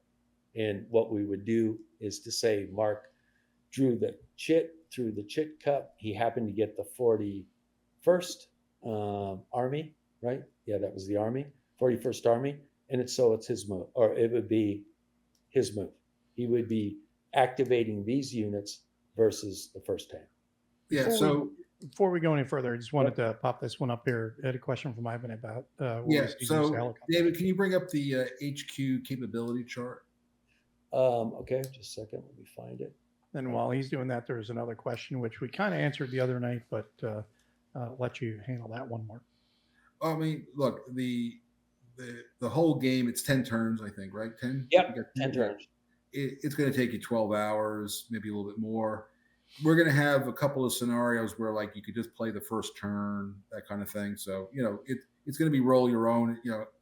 My basic thing is you start with the beginning of the war, and we'll try to have, you can evaluate, what you think if you hit certain lines according to history. But ultimately, you're just playing a shorter, less turns of the game is the answer to the, maybe include a cutout of the footage. Actually, you could place on the map, and that takes, thanks, Matt. We'll figure out how to do it, but usually counters. I'm getting to the HQ capabilities. They're in the rules someplace. Yeah. Just a second. And I have my chart here, but nobody can see that. You see it? It's over here. Yeah. So an HQ has the ability to use one of its capabilities per phase. And so the question asked is, there is helicopter transport, and you could pick up a battalion of SOF or air assault or VDV and use the helicopter transport to fly them, across the map to land somewhere. But I will tell you that it is incredibly. There's an abort roll for all this stuff, and it's very dangerous to go moving around this battlefield in helicopters. That's really the long and the short of it. In fact, David, why don't you show them one of the assets, like a strike asset shit, Here's a hello. Yeah. Or here's a missile. Okay. So in order let me get a different Yeah. one. Just Come on, let me get a helo. Yeah, I would mention that each player is going to have their own cup with different Correct. assets included in it. So here you go. Here's an air. What's this? An SU 25. Yeah. This number right here. You roll roll a 3 or a 5. I can't see it. It's a 3. If you Thanks. roll 3 or less, it aborts. What's abort? It was hit by air defense. It never got off the ground. The maintenance is crappy. Whatever. Or they were getting fired at and they turned around. Right. It's a ton of stuff. We decided not to include the rules and just said these are the ratings on each one of these uses. So if it actually doesn't abort, then you want to hit a unit. You see the strike C. You look right here, strike C. That's where you're rolling on, right there. And again, if you hit these numbers, in this case, all units in a hex would take a morale unit, a loss. Anything 9 or less, which is everything, is going to take a loss, 8 or less, etc. Okay. So that is actually when we play tested this with the staff college in December. They were big on that, and that was Mark's point too. So they agreed with you, Mark, is that if you hit a hex, everything gets popped. Right, and this is going back to something I think you might have alluded to earlier, Nate. Concentrating on a modern battlefield with aerial weapons is going to get you hurt. Bad idea. Oh, and I like how you guys included the drones in this as well. The early concepts. Yes, early concepts. Yeah, so we obviously built it for a series. Whether we ever get to do a second one, that'll TBD. But at this point, I don't know about you guys, but my son-in-law was for a while big in drones. So if he was Ukrainian and he was playing with his drones and the war started, he would have volunteered to take his drone and fly it around to see stuff, whether it would have survived or not. But he would have been somebody who, would eventually become part of it, over time, would probably be in a unit designed to make and fly these drones. So what else do you guys Thank you, want Ivan. to do? Yeah. Do you want to show these guys moving or what? I'll tell you what, why don't you do this? Why don't you show me a Ukrainian counterattack? Let's say your chip came out and you go. Cool. Okay, so let's just say for some reason I wanted to take on this SOF. Hey, before you do that, mind if I ask a question real quick? Of course. All right, so let's say that the Russian, I'm making the same damn mistake, unit activated. Since one of their units is already adjacent to a Ukrainian unit, does that attack have to be solved before other units move? Yes. So you resolve all the ones that are engaged first, and then you do your operation points and moving and meeting engagements. Correct. Gotcha. 100%. And let's do it this way. Let's take this guy out of here, and let's just say these guys ended up here. Okay, and we'll run through a second. And David, put one more, and put like another Ukrainian unit next to that guy. There is one. You see him? No, but I mean like a separate hex worth of guys. Like this? Yeah, so in other words, at the end of the last activation, David might have maneuvered those guys to that point, and now he's going. So the first thing he has to decide is, what is this set piece battle? Are the Ukrainians going to say we're not going to attack, or we're going to pull back? And there's a true quality check for that, or am I going to attack them? So now attack me as a set piece battle there. Let's do this. So you can organize it better if you want. I don't care. Cool. No, that's good. So what ends up happening is when you activate this formation, you drew the chit out of the cup. It was first tank. Okay. So the first thing you have to do is if you're in a ZOC, you've got a choice. You have one of 3 choices. You can either decide to hold, you can withdraw, or you have to initiate a set piece battle. If you withdraw, you have to make a TQ check. You could lose a step on the pullback. Right. And the nice thing about withdrawing, let's say I tried to withdraw, and let's say he just hit the 7. Okay. So he would withdraw 2 hexes, and he can't be hit in that process. If I try to be a tough guy and hold and I fail, not only does he have to take a morale loss and retreat, but he can be hit by this artillery. So there's a trade-off of like, what do you want to risk? Do you want to actually try to hold the space? If you do, there's a downside for that decision. Now let's say I didn't want to hold and I didn't want to withdraw. Then I need to execute a set piece battle. Okay, set piece battle is the following. Well, put that guy back up. Put that other guy back up so you have like a proper looking battle. Okay, let's just put that guy there. Now what happens is another hex. I just want him in another hex next to him. Like you moved him to contact, he got stopped, and you brought another guy up and all that. Okay. So let's say this. And let me just, before you go for, so what could have happened, and this would be a good tactic in the game. Let's say David took that unit that's highlighted and he came down the road and he did a movement to contact and it didn't knock me aside. He would then say, okay, I don't want to hit another movement to contact, but I'm going to bring a guy up and I'm going to get him in position, and next turn, so I can just bring a guy but not fight. I can just do that.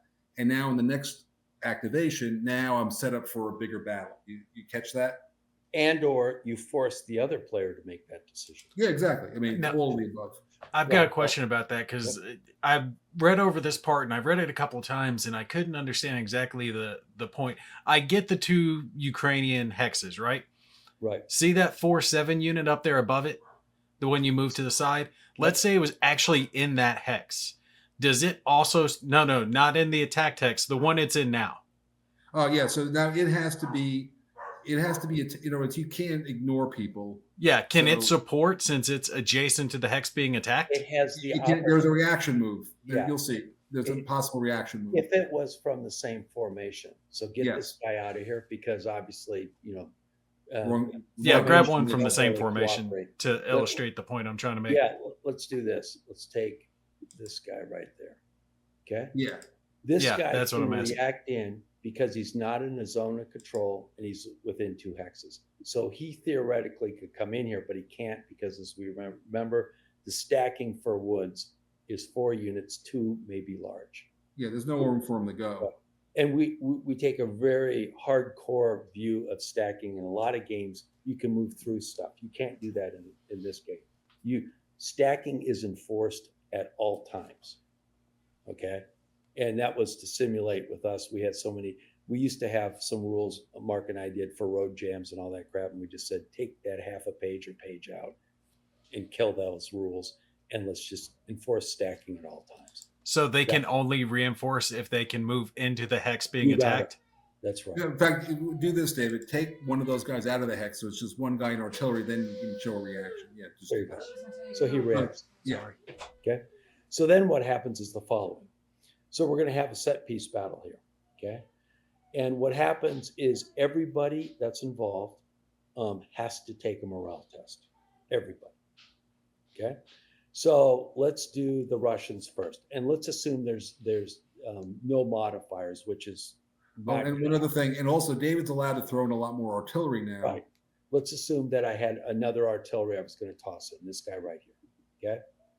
Okay. So I have 4 and 2 is 2x3. So the Russians are going to take a -2. In addition to that, these are tanks, both of these. This stuff is not tanks. These are crappy BTGs. So they're also going to take a -2 for that. So now these guys are -4 on their TQ tests. The Ukrainians are all good. They do get a +1 because they're in the woods. So they're -3. So let's roll some dice. For the first 6 one, he gets a 3. He passes. We'll just put him off the side. This artillery, does he pass? He gets a 7. He fails. This guy right here, he rolls. He gets a 2. He passes. So I did pretty good there. so this is really good so far. So only 1 has failed. Now the Ukrainians have to run through this. The 7, does he pass? He passes. The 8, does he pass? He passes. And does the 7 pass? He passes. So in this case, the Russians had more units fail. They have to retreat. Now, since they still but now we have to look at losses.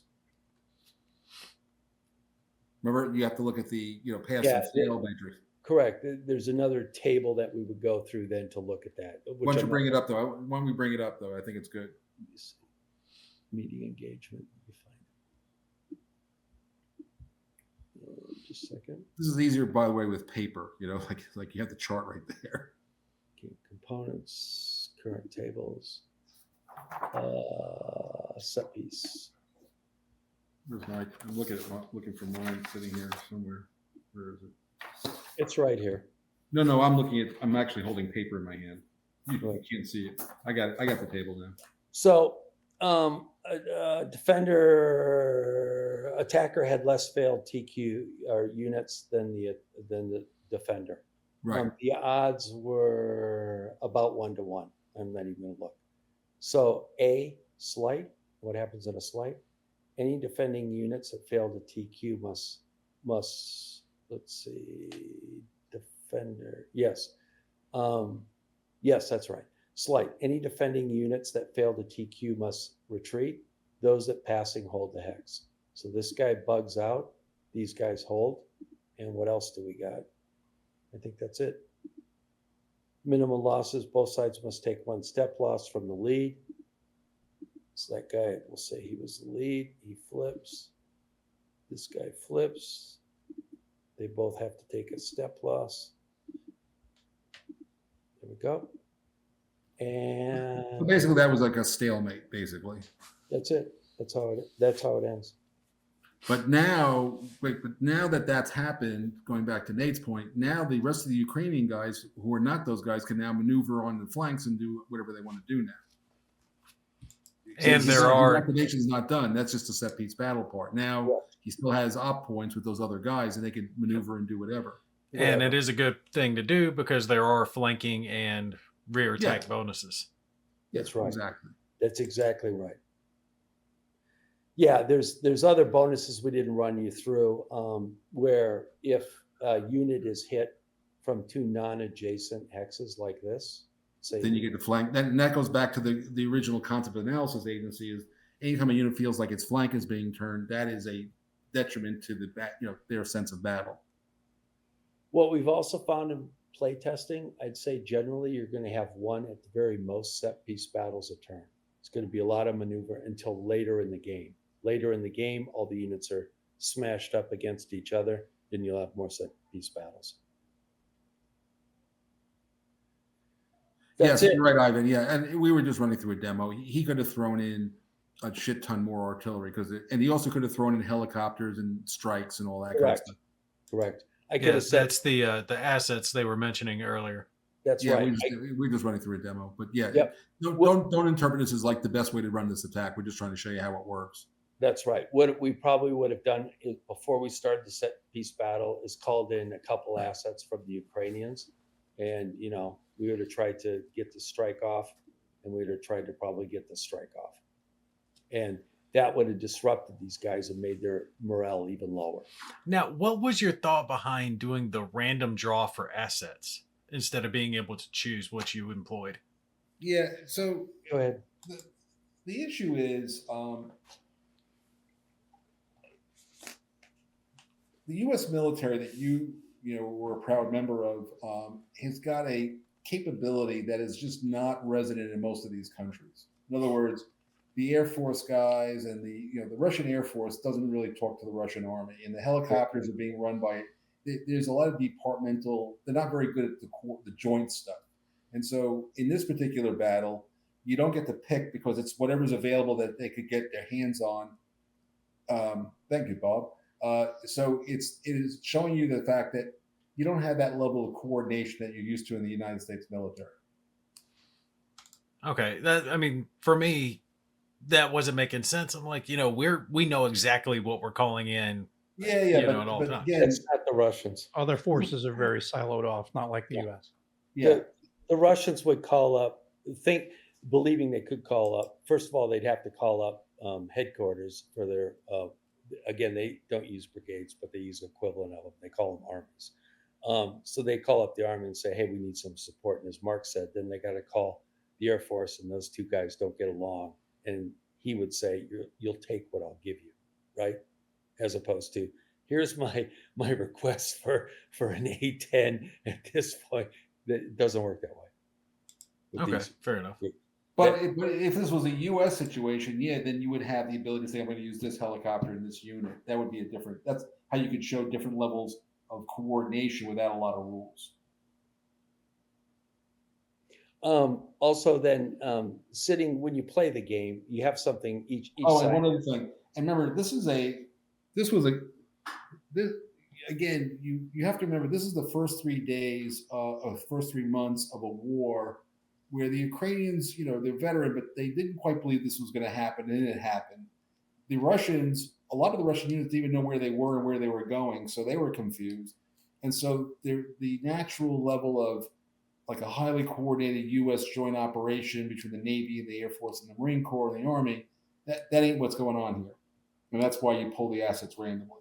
But like I said, the simpler way to say is that if you change a country's capabilities, and I think over time the Ukrainians are going to get better at this, and even the Russians are getting better at this, that evolution will be shown in later modules by the fact that you don't have to draw these things randomly. And remember, at the beginning, the Russians were confused. All those Russian kids, the conscripts, were confused, Correct. thinking that they were going to be hailed as liberators. Yeah, or on training exercises. Or in a training exercise. Yeah. Each player also gets this thing, a command card, and that's basically, if you don't want to read the rules, just take a look at what's on the command card, and it tells you what to do, right? In terms of supply rules, movement rules, stacking, capabilities, combat, and artillery. Here's all the crap you get, and here's where you keep track of when you're buying your chits. Are you buying HQs, flexes, offensive support? This stuff's optional. Don't worry about it. Reps is gone now. Question on that. Will that command card have, because I don't see it here yet, but I know it still hasn't been finally laid out, but is it going to have rules references in there? Yes. Yeah. Rules, so we don't this right here. Yeah. Okay. They do, but one thing, when we started doing it, we had rules references everywhere. We've eliminated almost all of those until we do a final edit, because I got tired of changing these. Yeah. It's like, no. That's how one of them sneaks by, and that's what you call a ride that everybody hates. Right. You can see still on here, I think these are still current. That's why I left them on here. But you'll get that, because one of my problems with the game, with complex games, is I can't get my head around this damn thing when I read 48 pages. So we've done a couple things, and I know, again, that Staff College totally dug this one thing, which it looks like this. Let's see, let me get it. Where's the rules? Come on. So while David's looking for that, I'll do some color commentary. So anybody who ever played Flashpoint Golan, you can see the bones of this is Flashpoint Golan, but then everything else, all these procedures, I redid all the tables and how you calculate things based on a lot more knowledge than I had when I did Flashpoint Golan. But also, I've evolved how to do a lot of this stuff. There it is, David, right there. So that's what it was funny. I mean, we're going to include a bunch of stuff. You can use it if you want to or not. But this is kind of how Mark and I look at things, right? Mark, is give me one chart that explains the game. So this is what we gave to people when we usually pre-test it, well, especially with the military guys, right? This is a diagram of all the systems. So what are logistics points? They're like the core of the game. You got to spend them on some crap, and then you spend them on this stuff, and you build this cup, random cup. So once you have that, you pull out stuff, you activate it. Then what do you do with these things? Here's you activate them and all the options you have.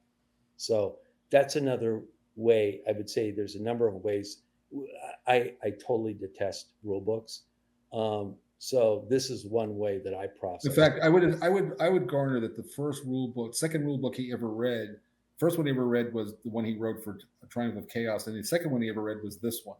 Otherwise, he's never read a rule book in his life. Yeah, exactly. Empires and Arms. I read that. Well, you get that, yeah. So you'll have those two main charts that you'll be using.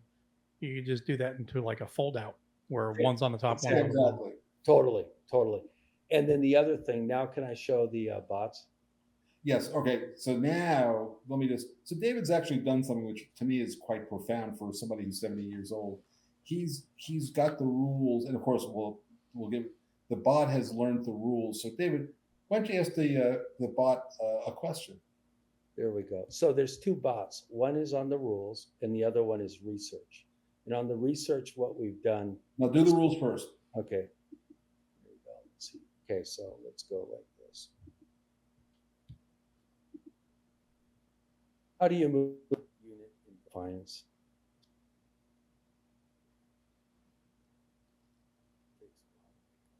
How do you move a unit in Defiance? Ooh, look at that. That's scary. Moving a unit in Defiance is based on operation points, OPs, generated by its HQ. Here's the gist. Units spend OPs to move from one hex to another, with the cost depending on terrain. If a unit starts in an enemy zone of control, EZA, it must either withdraw, hold position, requiring a TQ check, or initiate a set piece battle. It cannot move from one EZOC to another. Or you can ask it I there. got to tell you something. I don't know about you, but that was scary. It is Skynet. I'll show you. When should I use a meeting engagement as opposed to set piece battle? What strategy? Uh-oh. I'm Great sorry, question. Dave. I can't do that. Strategically. Meeting engagement is faster and cheaper, 1 OP or 2 OPs if crossing a bridge. It's ideal for smaller, localized fights, or when you're trying to probe an enemy's strength without committing fully. However, it's more limited in scope. Only one stack of units can attack a single hex. Set piece battle is for when. So it'll It go is on Skynet. and on. You totally missed a thing to do here, David. You should have done it in the Hal voice. Sorry. Well, David, yeah. Well, and Herman said it should be sexier. I'm like, hey, Well, you there go you go. through the Oh 25. no, I want to have my war game with a hot girl voice. I'm sorry. You want to have a Okay. Ukrainian woman doing it or a Oh, that's Russian what I'm woman. talking about. Well, we can Here's get another Sophia. one. Can we get Sophia to do it, David? This is the other bot. Tell me about the 155th Naval Infantry.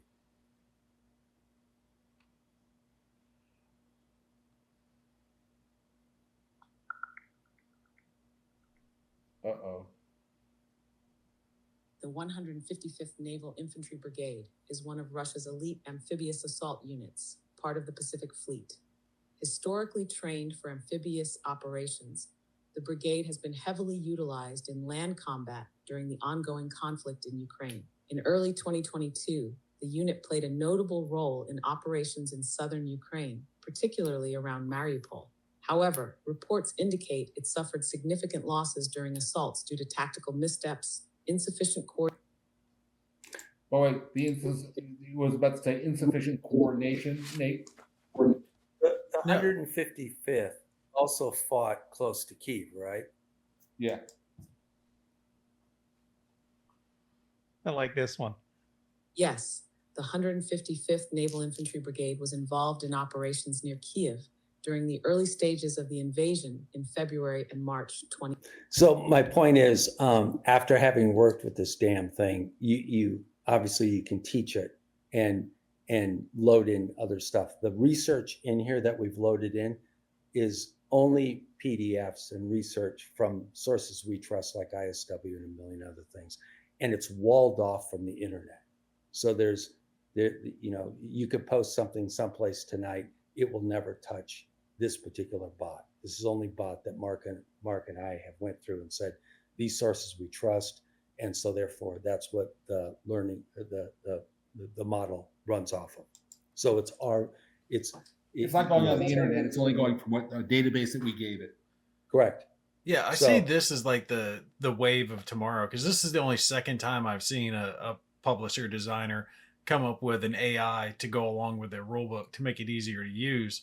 And I think here in a few years, we're going to see many more publishers take that up because it's so much easier than trying to flip through it, figure out the appendix, all the other BS. I mean, an app where you can just ask the question. Yeah, especially being that everybody has phones and tablets Yeah. at the table anyway. So Yeah, and also obviously we know the game since we're designing it, but I think it's a way to learn the game. Who the hell wants to read how Mark Herman thinks a game should be laid out? That's insane. You should be able to ask a bot, and you should be able to learn the game how you want to learn, not how Mark thinks. So what you're saying is you put this bot through terrible torture then. Correct. Oh, that is so good. Oh my God. So, anyways, and again, both of those things they will not be official GMT things, but we'll push them out to whoever Gene shows us P500, and then if they want to share, that's cool. But we'll change the bot up often enough that the link won't work unless you're on the original list. I mean, Gene would be an idiot not to take advantage of it. Well, here's the pushback. It's a great point, man. And at first I thought, wow, the GMT would really like it. And Gene can speak to this, and Jason Carr, who's in charge of development. There are other views on this. One view is, hey, doctor, we don't want anyone to ever think any of the game was AI designed.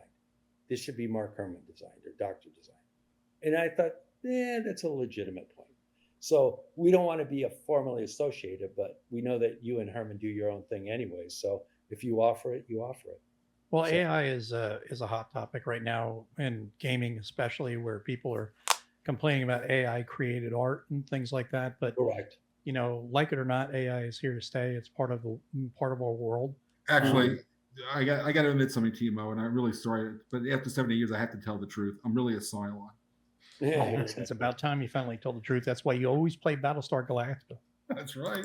No, he's definitely not a Cylon. There's no way. You can tell by reading the rule book. It's just jumbled random thoughts, just interspaced in between 48 pages. Yeah, but I'm not that. That's because I was the one in the tank there. The special one that gets mumbles all the time. That's me. You can tell it's a Mark Herman rule book. There you go. Man, I feel like you're insulting me, and you're actually mean it, and it's hurting my feelings. But I'm doing it with a smile. You just can't see it. I can't see it. That's true. But anyway, oh, there I am. Anyway, I guess I would ask, the audience, is there any? So you got the skin job. There you go. Thanks a lot, though. Right, Georgian invasion. Anyway, does anybody have a question or a thought that Yeah, any questions? Post them up here, and we'll get them answered for you. We'll make sure people get their And anybody who missed it at the on Tuesday show or at the very beginning, we talked about it. The hope is to have this ready prior to or by, I should say, a year from now, the next anniversary of the war. So by February next year. I think we got a pretty good shot these days at getting out this year, don't you? Well, again, the issue is not going to be. So here are the headwinds. So we'll get the game done by the spring. We'll be done. Yes. But then I don't know, tariffs. Who the fuck knows what's going to happen? No idea. Well, we got one great comment from earlier. Paul said, "To be honest, I was not planning to buy this, but I think that has changed tonight." So. There you go. You definitely have. The price of admission has been paid. Thank you, Paul. Good. Look, the point of these things is, and I want to be clear. I said this on Tuesday night. Everybody has an opinion about everything in this world. So my very simple logic, and I say it out loud: you don't like the book, don't buy it, don't read it. You don't like the show, don't watch it. If you don't like the game, don't buy it. So. You're not going to hurt my feelings, but if you're interested in what I call a first draft of history that David and I have worked on here, he was the order of battle, military analyst, and I did my Revolution of Military Affairs thing and update, and I think we've got a really good. And as you saw, Nate, from the map, David's even put on here's where they were. So the map is even just if you buy the game and look at the map, you're going to learn something. There was a question. Big units, all units have 4 steps: full, flipped, which is disorganized, broken, and cadre, and then dead. Yeah, that was something I was going to actually mention because it didn't get mentioned during the little demo, but all units have that 4 steps. Yeah, and I'm assuming you guys are going to have counters to represent the other 2. Yes, we do. They actually, I would show them to you right now. There's something that says broken on it, and the other one says cadre. You toss them. But like I said, but artillery units. But that's when you're getting into the longer game. You're dealing with replacements. Oh boy, we have battlefield recovery. You actually have a HQ capability to pull stuff off and get it fixed. Right. and also we have, of course have David, the little we got Ukrainian farmer tractors, are in the game to pull off. Oh yeah. I'm going to show one other thing. We skipped it. It was just a second. What an activation actually looks like. Yeah, Sure. we have that nice PDF we just came up with. Is it sharing now? Honestly, oh, you hear it's going to come. Here you go. There you go. That's an activation. So the first thing is you get some supply points, and then the H key. You can do some stuff with you can do aerial supply. You then allocate offensive supply. You get your ops points. 6 points if you're full, 9 if you're offensive, 4 if you're partial, and 3 if you're out of supply. Then this EZOX stands for enemy zone of control. You check to see if any of your units are in an enemy zone of control. If they are, you face the choice, hold, withdraw, or initiate a set piece battle. After that junk is taken care of, then component 3, you move and meet. You move your units and have meeting engagements, and you can see where you can use stuff, artillery can strike, yada, yada, yada. And then wrap up. HQ, what Marco was saying, you can do the battlefield recovery. You can try to get your morale back, or you can replenish ammo. And then you see if the end phase has been triggered or not. If not, draw 3 trids. That's it. Repeat that until you go through, until you get. And like in any game, you're looking at these guys when they're fresh, but you could see very rapidly these Germans start burning up units, and things start to collapse, and you got to pull them back and replacements, and the beginning is easy, but it gets hard real fast, and the game is, I mean, even with average die rolls, it's going to be pretty bloody. I mean, as far as like unit integrity goes. What is partial supply? Remind me of that real quick again, please.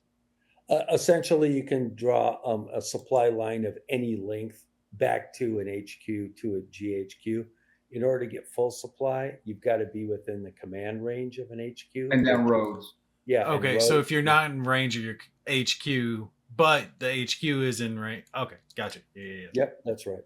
Yeah. And in one of the big things the Russians have that's a real problem, as you guys know, is on the rail net, there was no rail that went from Chernobyl to Kyiv.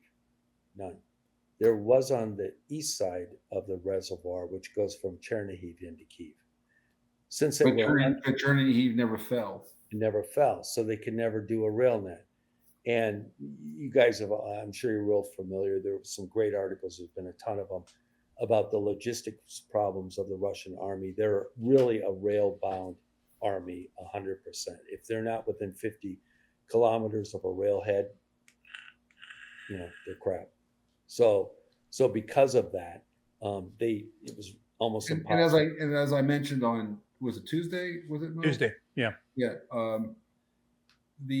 You could tell very quickly just from watching, just seeing reporters in the front, the Russians very quickly were using what I call commercial delivery vehicles for logistics. And when you're doing that, things have gone badly. You don't see like, you don't even see deuce and a halves. I mean, you're not even looking at, big wheeled, transports with, trailers. You're looking at U-Hauls in the back of. Well, they saw FedEx had overnight delivery, so they said, "Let's go with that. That's better than our stuff." Yeah, so you could tell very quickly that, the Ukrainians were benefited by the fact there's a lot of Russians, but they were not well coordinated or led. That's a big deal. And then the game that shows that's why you don't get to pick, I want this helicopter to do. There's not a lot of precision in the game for how we don't have rules for it other than, you don't get to coordinate stuff other than randomly. And you might get things to work out your way. And most of the time you're probably getting something less than what you wanted, but Well, a big key too is what you said the other night. This is not a game; it's more simulation. Yeah. And this is the type of thing where this type of game that you can play not only for the entertainment value of playing a standard war game, but you can actually play it, keep playing it, explore some what ifs, learn from it, study it. And Doc was saying the other day about how he had just done something different he'd never done before after all those plays he had done. So, and like I said, I am recommending, everybody likes to have it. There are other books, but I think from a game perspective, you'll like this one better than the other ones that are out there. Yeah, it's pretty good. Also, there will be sort of, think of the standard campaign game. There'll be a red and a blue scenario running off of that. The red is that the Russians were in better position. They got Belarus to allow them to provide supply and run through their territory. NATO didn't prepare as quickly. And then on the blue, NATO got their stuff together earlier and helped the Ukrainians more. So you can see, what might have happened. I mean, Mark, I think we're still on the same page. We sort of believe that it was a die roll. It was 50-50 on whether or not the Ukrainians could hold Kyiv. Total 50-50. Yeah, and based on one particular game I played early on, there were those two. Was it the 44th and the 26th Artillery Brigades, David? Yes. Those are two artillery brigades. When you get near Kyiv, they can throw out a lot of fight. The ability to double fire at you, and you can blow a lot of units up pretty fast. And again, with the stacking rules, once you close out like sort of the front lines, it's hard for them to maneuver around in the woods. You can bollocks them up pretty good if your artillery hits, and there's a lot of it in those two brigades. You got a question here from Frank. Is curious how you're going to portray the effect drones have. Well, that's the main thing is that if you move your seat, you could be shot at. You'll note there's no detection die rolls in the game. And also, I would add, at this point in the conflict, 6 weeks, not a lot of drones. 6 weeks, not a lot of drones. The only ones that the drones the Ukrainians had were the things from Turkey, where it was still reflected the U.S. view, which is, hey, if we're going to build drones, let's build, what does a drone cost and what's a Reaper cost? 20 million, 30 million? What the hell? Well, early on in the war, it was a lot of retail. Right. It was retail stuff. The Ukrainians took a different view. They were like, if we go and buy these drones from Apple that a number of people ship them, that cost us $200 to $300 to $400 a pop. They were like, what can we do with these? Yeah. I mean, they're not 20 million, but I wonder if they would eliminate a Russian $2 to $5 million tank for the cost of $200 to $400 plus a grenade. Would that work? See, we did the exact same thing back in 05 when I was in Iraq. We had these Johnny 5s. They were 30,000, 40,000, whatever, expensive bomb disposal robots. And we kept blowing them things apart. And they didn't want to just keep giving us these robots. So instead we got a quad-con full of T-Maxes. It was RC cars. They were about $300, $400 a pop. Wow. Stick a thing of C4 on it, drive it up to the IED, and blow it in place. Instead of where they got that idea. We had just stacks of those things. We would play with them in between missions, and it was way cheaper. Yeah, and look, I used to work with this guy named Admiral Sobrowski, God rest his soul, and we worked on this thing called network centric warfare, and the point was that the future was going to be the many, the cheap, and the dispersed. That was going to be the future, and it's happened. We're there. But Mark, how much corruption is there in a $200 drone versus a $20 million drone? Well, again, it's an engineering versus a soldier culture. Yes. Engineers build certain kind of things, and it's got to have certain reliability, and and these guys are like, hey, fuck it, man. Like I just need to get this little monster car, put a grenade on it and drive it up, and boom. You got to think about the effect on morale. I've seen a couple of videos coming out of Ukraine where the Ukrainian operator is messing with either the North Koreans or the Russians, and he's not blowing it up at first. He keeps dive bombing them and just buzzing them. And now just imagine being that Russian soldier and you hear the buzz of the drone coming in, and now he's not blowing it at first. They're all trying to shoot it. And there's one video where he accidentally shoots his buddy while he's trying to track the drone. Yes. Right? I mean, the effect of it, and we're talking about what, a $500,000 drone at most. No, it's cheaper than that, probably. Yeah, it's cheaper. And the Ukrainians, you guys have seen that. Conservatively, they built 1 million drones last year. No, they claim right now, it was in the paper 3 or 4 days ago, they're going to make, they can have the capacity to make 2 million drones a year now. Now, how many drones do you think Russia's making, who has, take an economic measure, between 5 and 14x the economic power.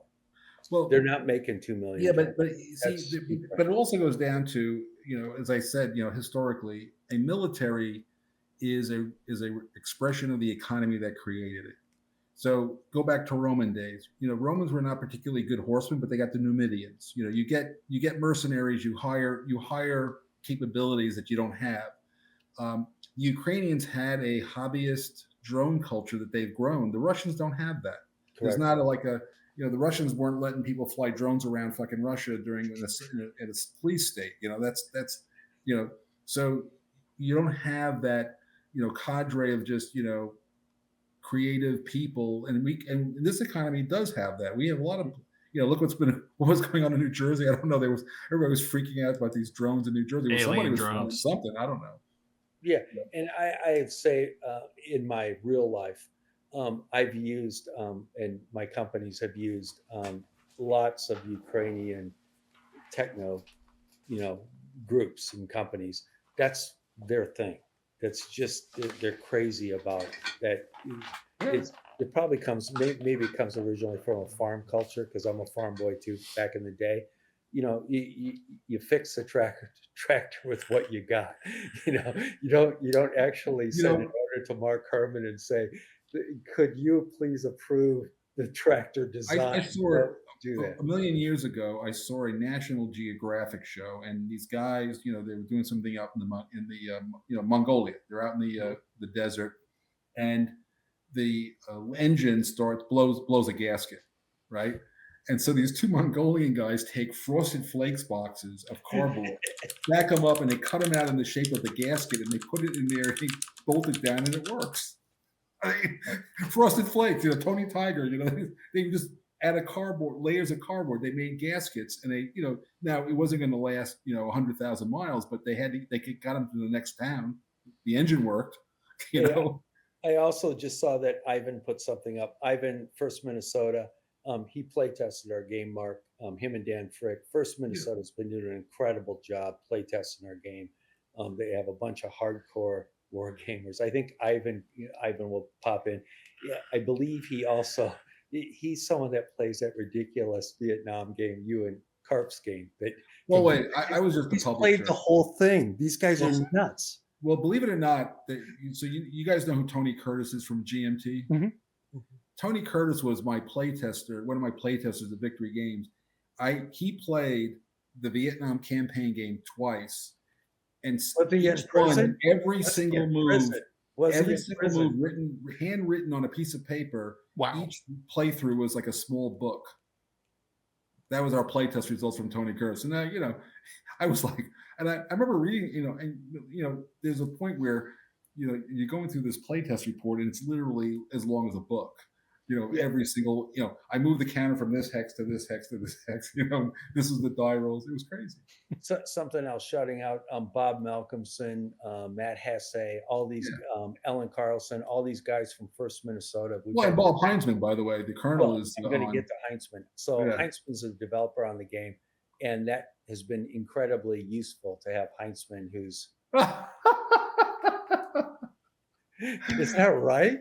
I believe him. I don't remember. That's nuts.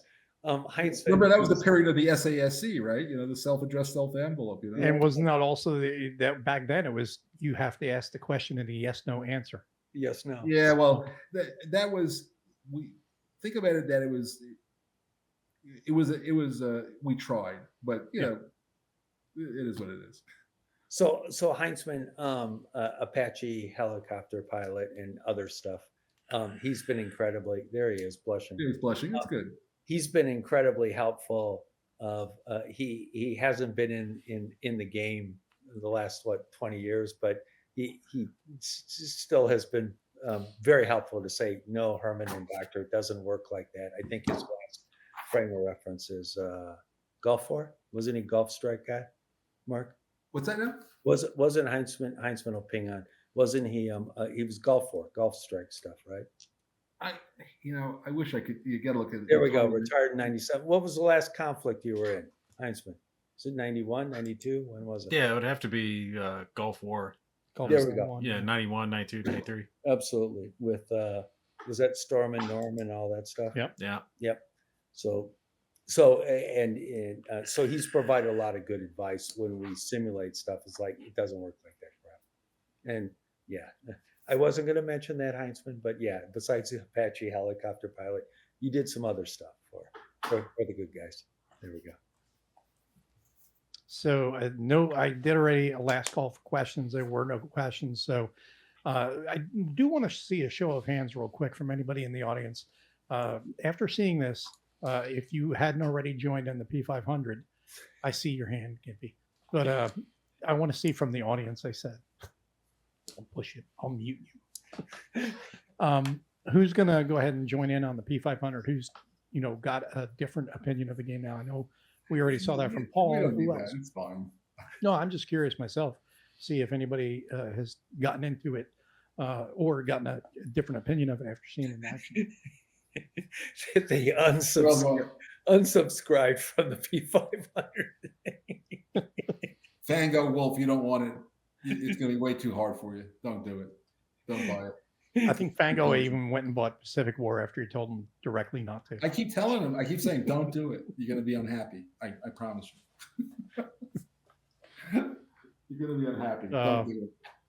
Well, I do appreciate you guys coming in tonight and watching this. And of course, I appreciate Mark and David joining us, as well. It was great having you guys on. And if you guys want to come back and do anything else again at another time, definitely. Yeah, I'd like to talk to you. I like to get some advice and help trying to get like a real, we'll do this chat GPT thing that he's come up with for the rules, but I like to have like a video like you did with, was it Red Strike you did it with? There was a whole Red series. Strike, Yeah, I would like to have just a series of like maybe half a dozen or so basic videos showing some of the mechanics, and so people can just watch that, get a feel for the game. And then, they still have to read the rules or play with the chat GPT thing, but at least they can visually see the game being played and they kind of get. I always find that, when I did South Pacific in C3I, and by the way, just as a shout out, there's a GoFundMe thing for Roger McGowan. I just gave a bunch of money California. to. Yeah. So, if you are so inclined, Roger could use the help. But anyway, going back to C3I magazine, I did South Pacific because what I had learned after Empire of the Sun, which is obviously an intricate game, is people couldn't get themselves past playing the first card. And so what I did in South Pacific was play Watchtower, you're off. And that seemed to solve the problem. You got to tell people, this is the first card to play, just do it. And then once they do one card, and so I think it's, as soon as you see how to push the first Russian counter over the border, and like you just saw, getting that one counter to come down the road and all the things that happen. And you saw and that's why I pushed that Ukrainian little unit out into the open so that my artillery unit could finish it off. These are standard tactics, right? Yeah. But it's true. You need to see that first domino fall and then the rest follow. Yeah, exactly. So once you see that, then it's like, oh, I can do the second activation on my own now. That's the whole point. So Frank said he's going in on the P500. Oh, Pacific War for Christmas. Oh, thank you, Frank. I hope you. Now, if you're unhappy, it's your own fault. Fango said it was not Pacific War, it was Total Krieg. So. Oh, Total Krieg's good too. Yeah. In fact, I'm playing. Because of Alan, I'm playing Krieg again. Hey, way to go, Alan. But anyway, it's been great. And also, Mo, it goes without saying, man, it's incredibly kind for you to invite us on this. And Gimpy, I haven't met you before, but well, I was told that if we showed up on the show, they would lose readership, viewership. So I think it was bold and brave for you to do it. No, we definitely appreciate having you guys on, and like I said, it's an open door anytime. Well, you know that already, Mark. It's always an open door for you. But I mean, I'm happy to come anytime. I like talking. Yeah, this is what, third, fourth time Mark's been on. Yeah, I think it's only the second time, isn't it? Third? No, we had John once before. I think twice before. One of the times you were on playing Battlestar Galactica while you were. Oh yeah, we kept having it like, nope, Mark, back over here, buddy. That was weird. In fact, those guys are still mad at me, I think. No, it was great. So, if you want to come back in and do anything more on the game, just let us know, and we'll let everybody know, and that way everybody can see a little bit more. But appreciate all you guys tonight, and thanks to our guests, Mark and David, and of course my awesome co-host Nate. Yeah, what happened to Kev? Kev gave up. I think he ran a little later than 5 minutes. Yeah. He was going to a charity event, and his wife said, "You're not going. You're staying. Yeah. We're going out to drink with these people, or he's at party. He's probably You're not loaded playing right your now. damn games tonight. Yeah, I own you tonight, boy." Hey, before we get off though, Mo Sure. and Nate, since I got you on, Mo first, then Nate. How the hell did you get into the hobby? Well, the funniest thing is when I was a kid, I had always been into the military. I think like most war gamers, you have interest in history and war games. And the first war game I got was because of the cover. I think I was about 9 or 10 years old when I got it. It was South Africa, The Death of Colonialism. I got that game. You And mean the S&T played- game? Yes. And I got that game and I played it. And I was just like, man, I must be playing something wrong because it doesn't end. Well, you were too young to know this, but what happened was the game came out, and apparently some journalist got it. And remember, it was apartheid was full bloom, and David, by the way, just was married to a South African, by the way, just so you should know that. That's right. So apparently, the way the story goes, these journalists got a hold of the game. They're playing it, and the police state, as it were watching, and they wanted to say, like, how's this thing going to turn out? When they found out. They concluded that there was really no way for them to win. They then banned it. So the game was banned in South Africa. Hey, Mark. So was that a Dunnigan idea? Where did it come from? No, I got to be honest with you.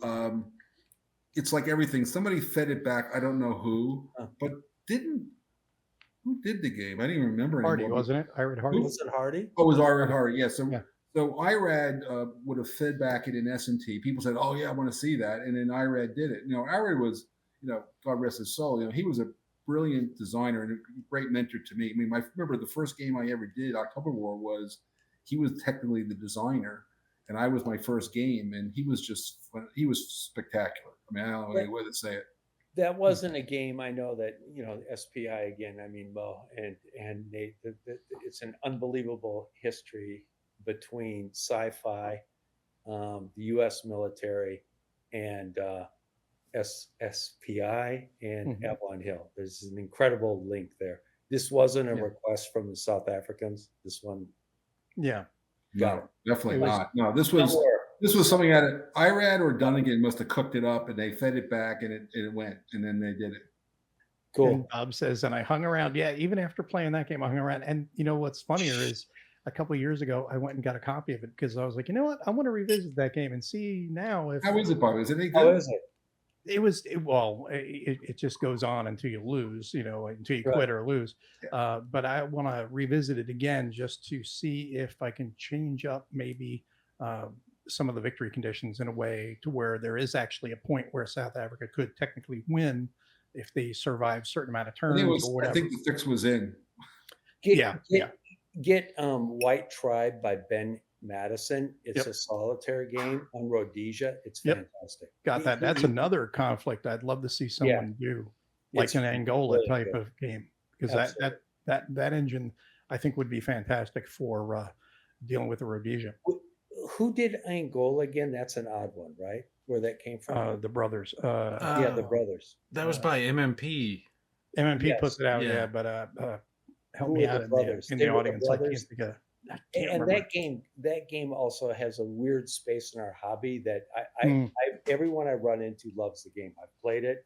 It just seems it's one of those games where people love to sit down and play it. It's a nice multiplayer game. I think it's really interesting because Volko says that's where he got the idea for coin from. Oh, I didn't know that. Yeah, that's where he got coin from.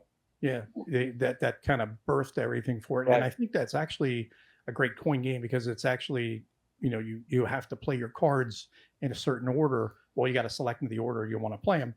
And then everybody does that secretly, and then you play your cards one at a time. Again, that's just another version of pulling chips out of the cup.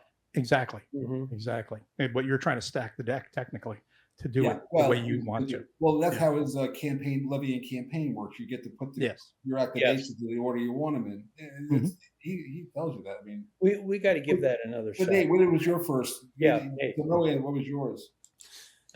Mine was a little different than Mo. I got into war games after I got out of the military because I had a lot of free time on my hands. I planned on going career. That got, finished off they won't let you stay when you walk with a cane. And I wanted something to fill my time with, and I started looking into board games because before that, I had no idea any of this existed. I thought it was Monopoly and Catan. How did you look into war games? I don't know. I was stumbling online and I stumbled across it, and I decided I was just gonna go big. What was the first game? You literally said stumbled and you're using a cane. Yeah. Mhm. It was What either was the going to first be Absolute Victory by Compass Games or what's the one by GMT, the World at War? Are you insane? Oh World yeah, I War had no War? idea what the hell I was Are you doing. totally You went. It insane? was World at War because you went. I looked at you. No, like, it was stupid. Absolute Victory was the first one I got, Well, and then I I got used World at War to- later. And I had I no used to idea go- what I was doing. I get this game and I set the whole thing up and it's covering this 6x4 table. And I'm like, oh, this is awesome. And look, hon, there's hundreds more just like it. And she Well, looked what at me and happened she's was- like, how much did you pay for this? I was like, don't worry, it's okay. You know, it's no big deal. And she's $10. like, yeah, you're not getting into this hobby. So after that, I was like, okay, I got to find a way to make this cost neutral. So I got the channel afterwards to kind of give me something to do and cut my expenses with it. And after that, I learned my mistake of don't start with the biggest game you can find with 10,000 counters in it. The only way I could have been worse is if I picked what's that one by Decision Games? Pacific War. I mean, no. Yeah, exactly. Damn. War in the Pacific.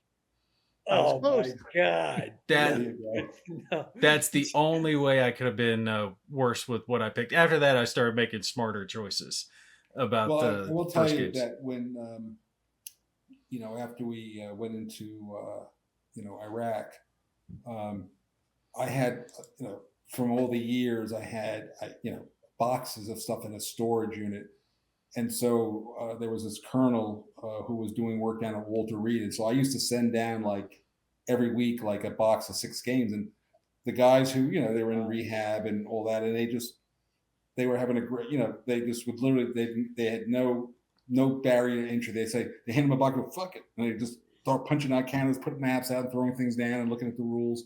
And it was very successful. I got rid of like 200 games. And I think it might have helped a couple of guys, I hope. Well, So they definitely would appreciate that.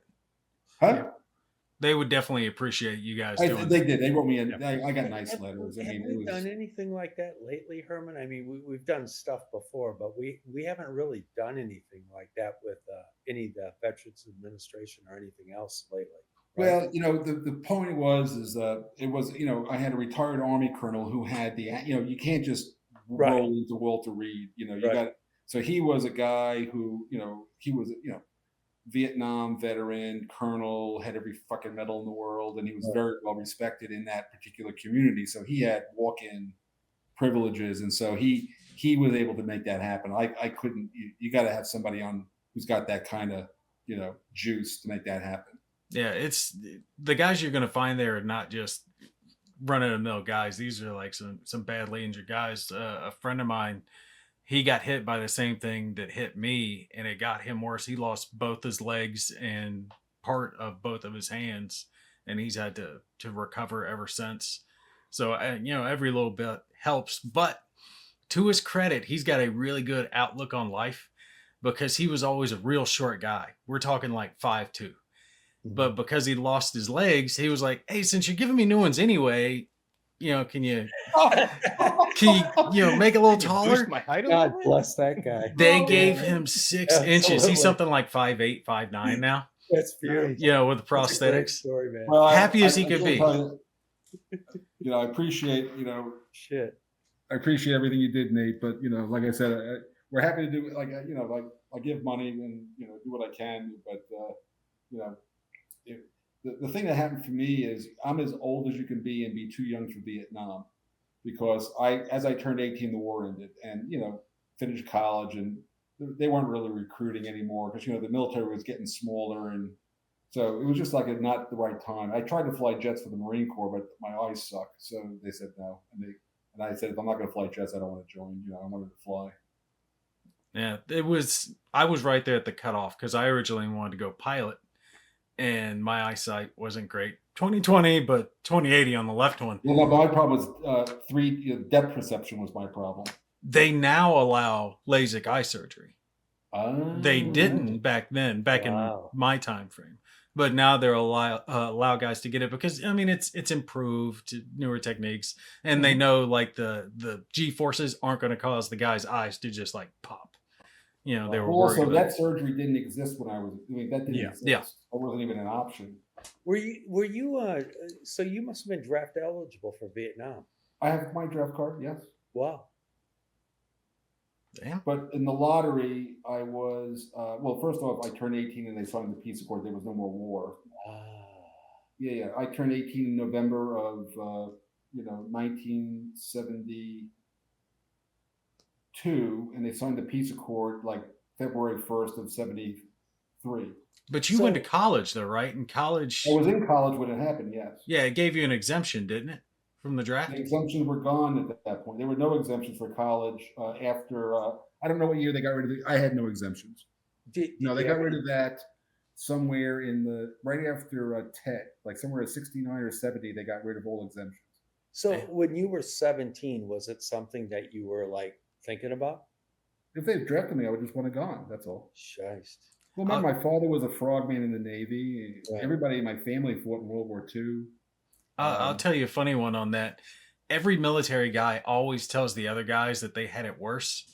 And I ran into a couple of vets. One was a World War II vet who landed at Normandy. Another guy was a Vietnam vet who was fighting in the jungles. And then there was me. The World War II vet was wounded. I can't remember how, but the Vietnam vet was shot 9 times. 9 times, and he survived.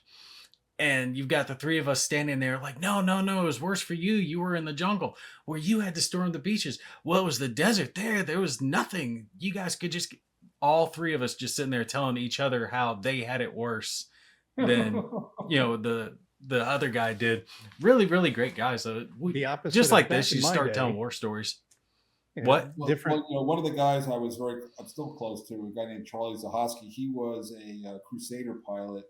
He got shot down over North Vietnam, and he did 5.5 years, as the guest of the of our opponents. And he was part of what they call it's like a Southeast Asia officer thing. And I used to go, but I used to meet all the POW guys, and you cannot believe how rude those guys talk to each other. Unbelievable. I met McCain a couple of times. They're amazing. But you got to tell them too. You met John Glenn once. Oh, I did meet John Glenn, but he was not a prisoner. John Glenn, by the way, is the coolest guy in the world. He's a god. I'm sorry. Yeah. Well, I got one that is close to, or very similar to, someone you met when you were talking about meeting Glenn. I got to meet and shake hands with Buzz Aldrin, and I was. Oh, did you see? He just turned 90 yesterday. It was his birthday. I was just like, my wife was laughing. She's like, "You're like a little kid." I'm like, "This is the coolest thing ever." Absolutely. You didn't make That's awesome, dude. You didn't make the mistake of run up calling him a phony, did you?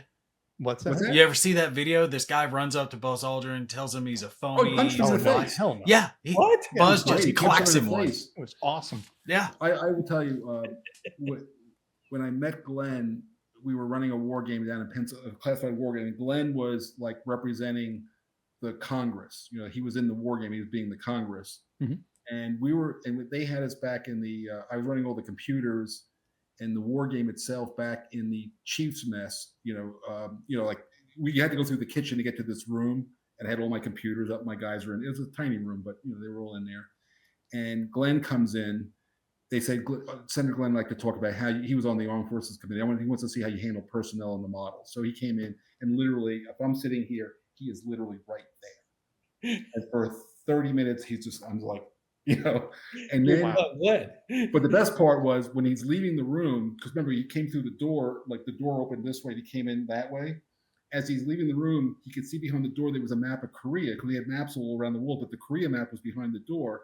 He goes to the door, and then he goes, they told me if I ever got shot down, I had to go look. Oh, there's that beach I was supposed to crash land on. And then he started telling fucking Nick stories for another 45 minutes. Oh, wow. My God.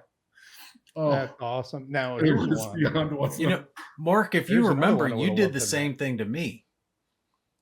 I did? Many years ago when we were both at the WBC, at that convention, we had that little round table where we all It was videotaped it. it was in a room. We were like videotaping or Yeah. something, right? I was brand new to wargaming. I barely had 1,000 subs at the time, and I'm sitting here, with all these He looks guys, at me and he goes, publishers. "Who the fuck is Mark Herman?" I mean, I knew who Mark Herman was at the I'm time, just kidding. and I'm just sitting here and like Mark Herman's right next to me, and I'm like, damn, I just started this, and this is like Mark Herman. He's right here.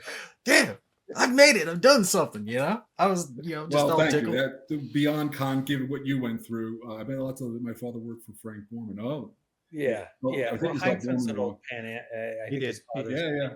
But I will tell you that talking about that interview when you were sitting next to me, 10 days later I found out I had cancer. So I was actually, I didn't feel well. I didn't know why, but now I know why. But you survived. You're on the podcast tonight. Come on.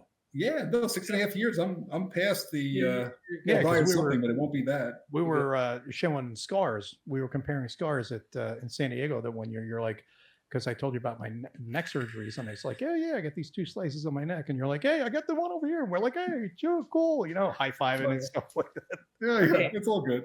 Hey, But I said about South Africa before about being my first game.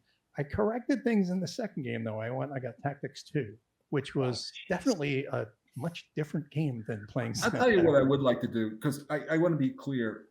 I don't have any friends other than this guy, and I love him, but I don't have any friends. But we should just get together all decide, no cameras. We should do Discord. We should play a game. Play a fucking game. That'd be great. Let's say I'll play. You guys come to Sodom and Gomorrah here in NYC, and we'll play games. Hey, two other things too related to this. One is war games. What was the article in the New York Times about 4 weeks ago that I called you about, Herman?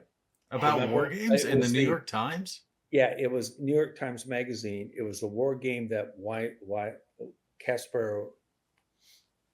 Oh, you're talking about? Oh no! You mean Phil Carver's game? Thank you. Yes, I know the one. Thank you. So I'm reading this article in the New York Times Magazine. It was about 4 weeks ago, and it was about this war game that was done, which is basically It was done back in the early '80s. To look at nuclear escalation ladders. And so something buried deep in Defiance at the moment is, so how would this escalate? Under what conditions, kind of stuff? It won't be in the game. It won't be in the game. So I called up Herman. I said, hey, I said, this is kind of odd. It mentions Philip Carver in here. And I know that you and Carver are very close. And the article, you can see it. It's like he was commented on. He was interviewed for it. What was the name of the article, or what war game was the article about? You'll have to dig it up. It's like Operation something or other. But look, I remember one time when the wall came down, they brought in this Russian delegation, and there we go. This young woman in part of the delegation goes, "Do you know anything about Russia?" And says, "Oh, I've blown it up at least 100 times." That was true. Hey, by the way, Oleg, thanks for posting that. Besides you, I've got some mates that are in the action over there, and some other people over in Ukraine. I'm real interested to see what they think of the simulation. I will say one thing. I am very happy that my godson is in the IDF, and he was in Lebanon, and luckily he got shelled a lot, but didn't get hurt. What, in the last round? Yeah, just weeks ago. The other thing too that I wanted to toss in here before you do, they'd call that ceasefire though, right? Yeah. Ceasefire. Look, I gotta tell you something. Yeah, ceasefire. That's what I meant. There is no. Well, first of all, this was when they were taking down. He was in there when they were taking down Hezbollah. He was the drive that took him up to the Litani River. He was part of that offensive. Well, one of our favorite games is Siege of Jerusalem. There hasn't been a ceasefire that stuck in Jerusalem. When's the last time a ceasefire stuck? When would that be, Herman? I mean, Never. That was it's been a long time. Something else I wanted to toss in that we thought about when we were designing this is conventional warfare and asymmetrical warfare, right? So that's both in this game. I think Mark would also say we've done, read a lot recently and done a lot of studying, is that there's this common misconception, right, that conventional warfare is like a war game and that's what you game out. We're on the opposite of that asymmetrical and conventional warfare exist at the same time. going back since the dawn of time. I mean, Herman, you can talk about it. Rome, Napoleon, Spanish guerrillas, all this stuff always exists concurrently, and that's why we kind of Well, there's two good books if you ever want to read. You can get them in any library usually because it's a common book. It's called War in the Shadows, and it covers small unit combat from the beginning of time, and it obviously doesn't. It hasn't been reissued. I think it slows down somewhere like after Vietnam. I think it goes to Vietnam, but it goes back to like Roman times, in Greek times. Well, Peltas and all that good stuff. Yeah, I think we've really seen a change in the modern battlefield, and especially the Ukraine war has shown that. Because Mo disagrees with me, but I just think that the main battle tank is at the end of its days. Yes, it still has uses. Yes, we're still going to see them on the fields for time to come. But the ability for a man portable weapon to be able to just devastate a $3, $4, $5 million tank instantly, very quickly, safely. I mean, it's way different than firing a Panzerfaust back in World War II. Yeah, but it's like anything else. When there's something, when a new weapon or tactic comes out, there's something to counter it. So it's just another evolution in the battle. Yeah, Nate, I don't agree or disagree, but I think I totally agree with Mo. We're in a cycle right now. I said in the thing on Tuesday, so I'll reiterate it. Is that conventional artillery, indirect fires with based on information, network-centric warfare, like I worked on, revolutionary military affairs. It works. There's no question about it. And has for ages. You connect everything up, and you can shoot at shit all over the place. Which right, Mark? That is the foundation for this game. Yeah, it is, and then you have the thing is what you just said, Nate, which 100% currently right now, man portable lethality is huge. I mean, right now, and then the other one, as I mentioned, is conventional air power. Ground-based air power is dominating over air power as far as neutralizing it. You can't use it to gain advantage, but you can neutralize it to a greater than lesser degree. So, like I said, if you could shoot down a missile, you could shoot down a $50 million, $100 million aircraft. So those and the U.S. military is not used to operating without air superiority. We found that in a lot of the war games. And by the way, Mark, we don't have air superiority in Volume 1, and it's something you said is that I took it out. These days, you put these platforms up. Look at what the Russians did within about 14 days of this conflict. They got out of theater. They were done. Yeah. Yeah, they just using the bombers to get the big missiles close enough that they lob them in and they turn around. That's it.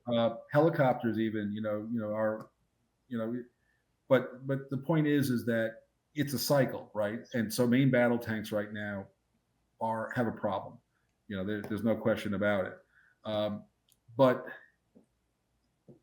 I'm not sure that there isn't and the other thing is I'm working with the Navy for years. Mark, wasn't that problem though with Abrams discovered in the Gulf War? I thought it was. I mean, no, tanks were incredibly effective in the Gulf War.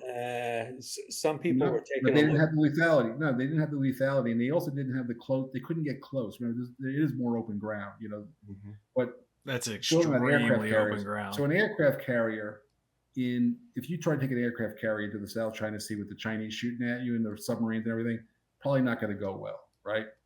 But unless you're at war with China, one aircraft carrier has more aircraft than 90% of the air forces of the entire world. Correct. Yeah. So not everything is for high intensity conflict. That's you have to be able to be at different levels. So I think the main battle tank in the highest level of conventional warfare right now probably has got problems. Well, I but just take think it down 2 or 3 notches. It could be, even if you were a protester in a big protest, and all of a sudden somebody took an M4 Sherman would be very effective at stopping psychologically. Yeah, but over time you see this ebb and flow between firepower, between armor, between speed, and as one or another starts to tick up above the other, you start to see you lean in another direction. And I think we're at that point where armor is seen as less effective, and now we're going to start leaning more towards speed to avoid getting hit versus being able to absorb the hit. So the other thing is, so you fire a javelin and it's going to go, I don't know, what was the javelin going to move at? It's probably going to cover 3,000 yards in about 6 seconds, maybe 6-7 seconds. If I can get a laser, it's instantaneous. You got it. So, you could see laser defenses and, EMP defenses being developed that would just, cancel out the missile. EMP is probably the next evolution, I would think. Well, they're already using it. That's what they already are using anti-UAV units. But again, the problem with the EMP, it's all about energy. You got to be able to bring energy onto the battlefield. Lasers work great on ships because they got that big fucking nuclear reactor in there. Exactly, they had the power. But they got all the fucking power they want. How much power are you going to have to put on the field? That's a lot of battery packs, right, for that laser. No, you're 100% right. So there has to be a breakthrough in battery storage power and endurance, and that could come. I mean, I don't know. I'm not but the auto industry is certainly working on making batteries better and better and better. And at some point, they may come up with something with enough power that you could actually have tactical lasers. Again, the evolution.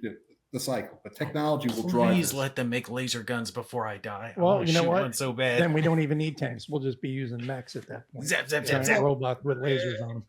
all right, but what I'm trying to say is that there are ways. I totally agree with Nate's point right now. No question about it. I wouldn't want to be sitting in a tank. You see what happens to tanks in. There's a lot of video out there, and I don't think it's fake. Some of it looks pretty real to me. But down the road, you could see a situation where the defense is 14 seconds to 2 clicks. 2 kilometers. Oh, that's even longer than I thought. Thank you, Bob. He knows because he used to fire Hellfire missiles. So 14 seconds to a laser is like eternity. Yeah. And the other thing too is when it comes to tanks, using Ukraine, Russia is actually a bad example, I think, because the Russians never used their tanks properly. They didn't have, infantry cover. They didn't have top cover, nothing like that. And so it kind of gives a stilted view there. So, and it wasn't conventional war like you would expect from, say, China, U.S. or even Russia, U.S. I think China's given way too much credit. They have bodies. They don't necessarily have good tactics and or equipment. Well, the one thing they don't have is they're not battle tested like the U.S. is. Right. The U.S. has been in a ton of war. Last time the Chinese fought was against Vietnam in the 70s. And how did that go? Not very well, unless you want to count the sticks and stones against the Indians. Right. The Chinese, against the Chinese, we would need something, like a 20-to-1 kill ratio, but I think we could maintain. I think I'll tell you, having done a game to the Pentagon on this, and a million of them actually, the biggest problem we have is you have to look at the war in phases, right? So the first 24, 48 hours, I'm with you. But the problem with the second week is you don't have the ammunition to do that anymore. In other words, the submarine runs out of the torpedoes and the VLS tubes are empty. And, when we were in the Gulf War and I was working in the command center in the Pentagon, out of the J8, and after 3 days of shooting, the good T-LAMs and all that other good shit at the Iraqis, we were running out. And they all of a sudden shut down the, it was free fire. You get the best missile, you fire it at the target, knock it out, all that shit. But we were running almost out in 3 days. And so all of a sudden it was like, okay, can we use that old T-LAM to hit this target? And, they started making real choices once the first 3 days of, shoot him if you got him went away. So logistics of high precision stuff is not inconsequential. No, it's huge. And that's one of the first things that I noticed when I played Sebastian's game, which at the time was Fleet Marine Force. Littoral, Yeah, then it came out in the civilian world. It became Littoral Commander. I played it with some other military people in a setting. And first thing I said, the next day, I was messaging him saying, the MLR concept is a failed concept. It's not going to work. I said logistics, and I'm not a logistics guy. I'm just a guy that, hey, point me and I want to go fight. So I don't ever care about logistics, but you're going to give me these big missiles. I'm going to run out of them pretty fast. Yeah. When I did this game, War in the South, the China Seas with Perla for the CNA, we track rounds, and like I said, I built in the game the telescoping time that I used in like Pacific War, where you can fight when the forces are close. They can go, you're firing missiles back and forth and all this. But as soon as you run out of ammunition, you back up. You can go like a month or 2 months or 3 months in the game just bringing shit up because nothing's going to happen.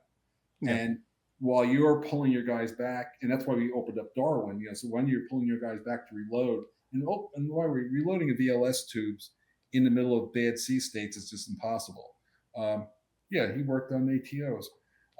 But the point is that you got to reload that shit. And while you're reloading, their troops are running around because they're close. We got to back up and yeah. And by the way, I saw that guy Oleg. I guess he's Ukrainian. We should give a copy of this to Zelensky. We will. Don't worry about it. We got it. I think you're kind of right about that, Mark. You're making a good point in the fact that a lot of our more recent conflicts have been shorter in nature to make the big punch, right? You think Iraq, we took out the Republican Guard and the Mujahideen relatively quickly, and then it was a holding action. So it wasn't a sustained high tempo conflict that was going to cause us to run out of munitions, over the long run to accomplish the goals. So that's a good point that I wasn't thinking about.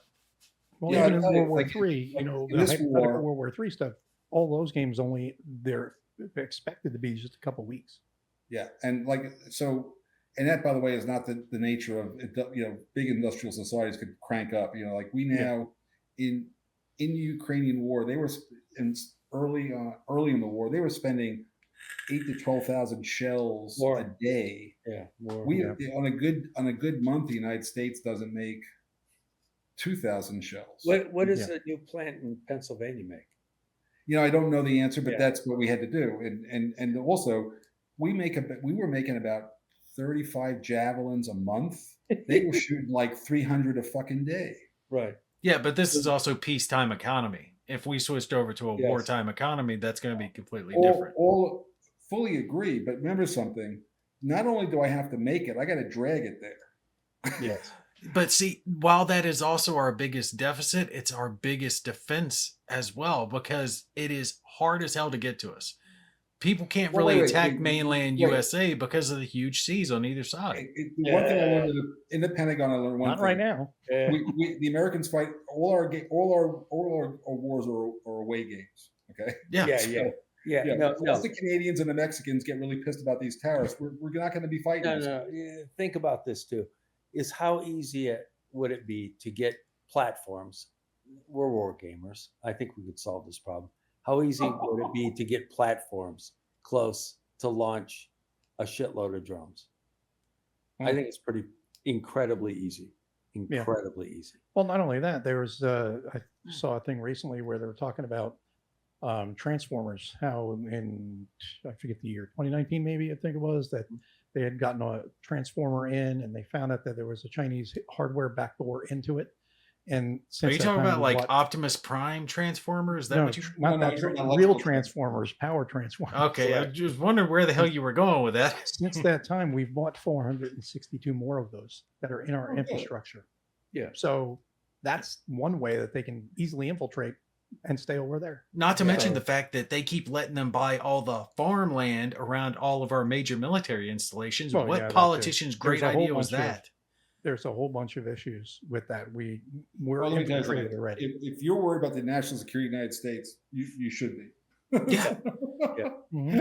I almost died for that shit. I don't like them, just, come I'm with you, buy the shit around our bases. Again, the people that work on this assume that there's teams much larger than. Bob, the Chinese have gone out of their way. They have figured out, there are papers about the fact that they have a whole bunch of systems just to shoot down wide body aircraft. Correct. They totally understand how they have figured out how they're not stupid. I mean, they figured out exactly how it goes somewhere, and they're prepared to shoot that down with long range SAMs. Yeah.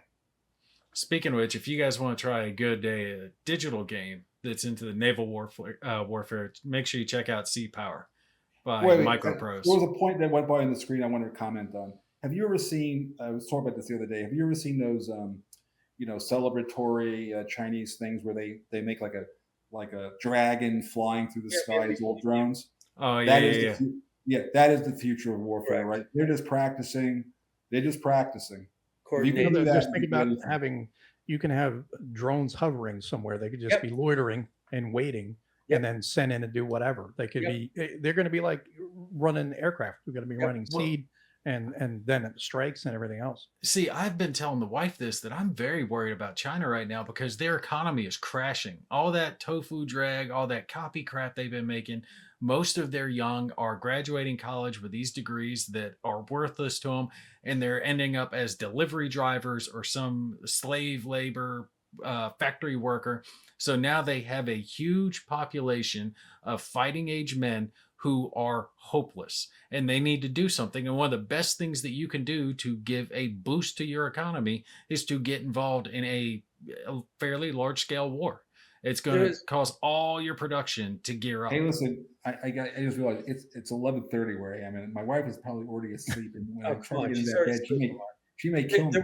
There was a great book on that subject. It's either Guns, Getting into bed with my wife? I don't no, think it's so. not Guns, Germs, Steel, or it's No, Guns, Germs, and Steel. That's a great book. yeah. Which basically one of the reasons wars begin is you get a demographic bulge. You get too many young boys with too many hormones And nothing to do.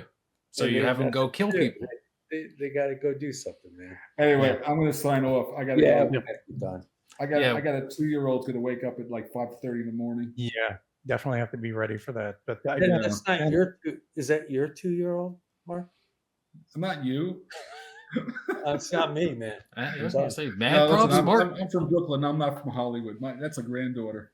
Good. But Okay. I'm watching her, and I'm gonna have to. And she's gonna come looking for me, yelling my name in the morning.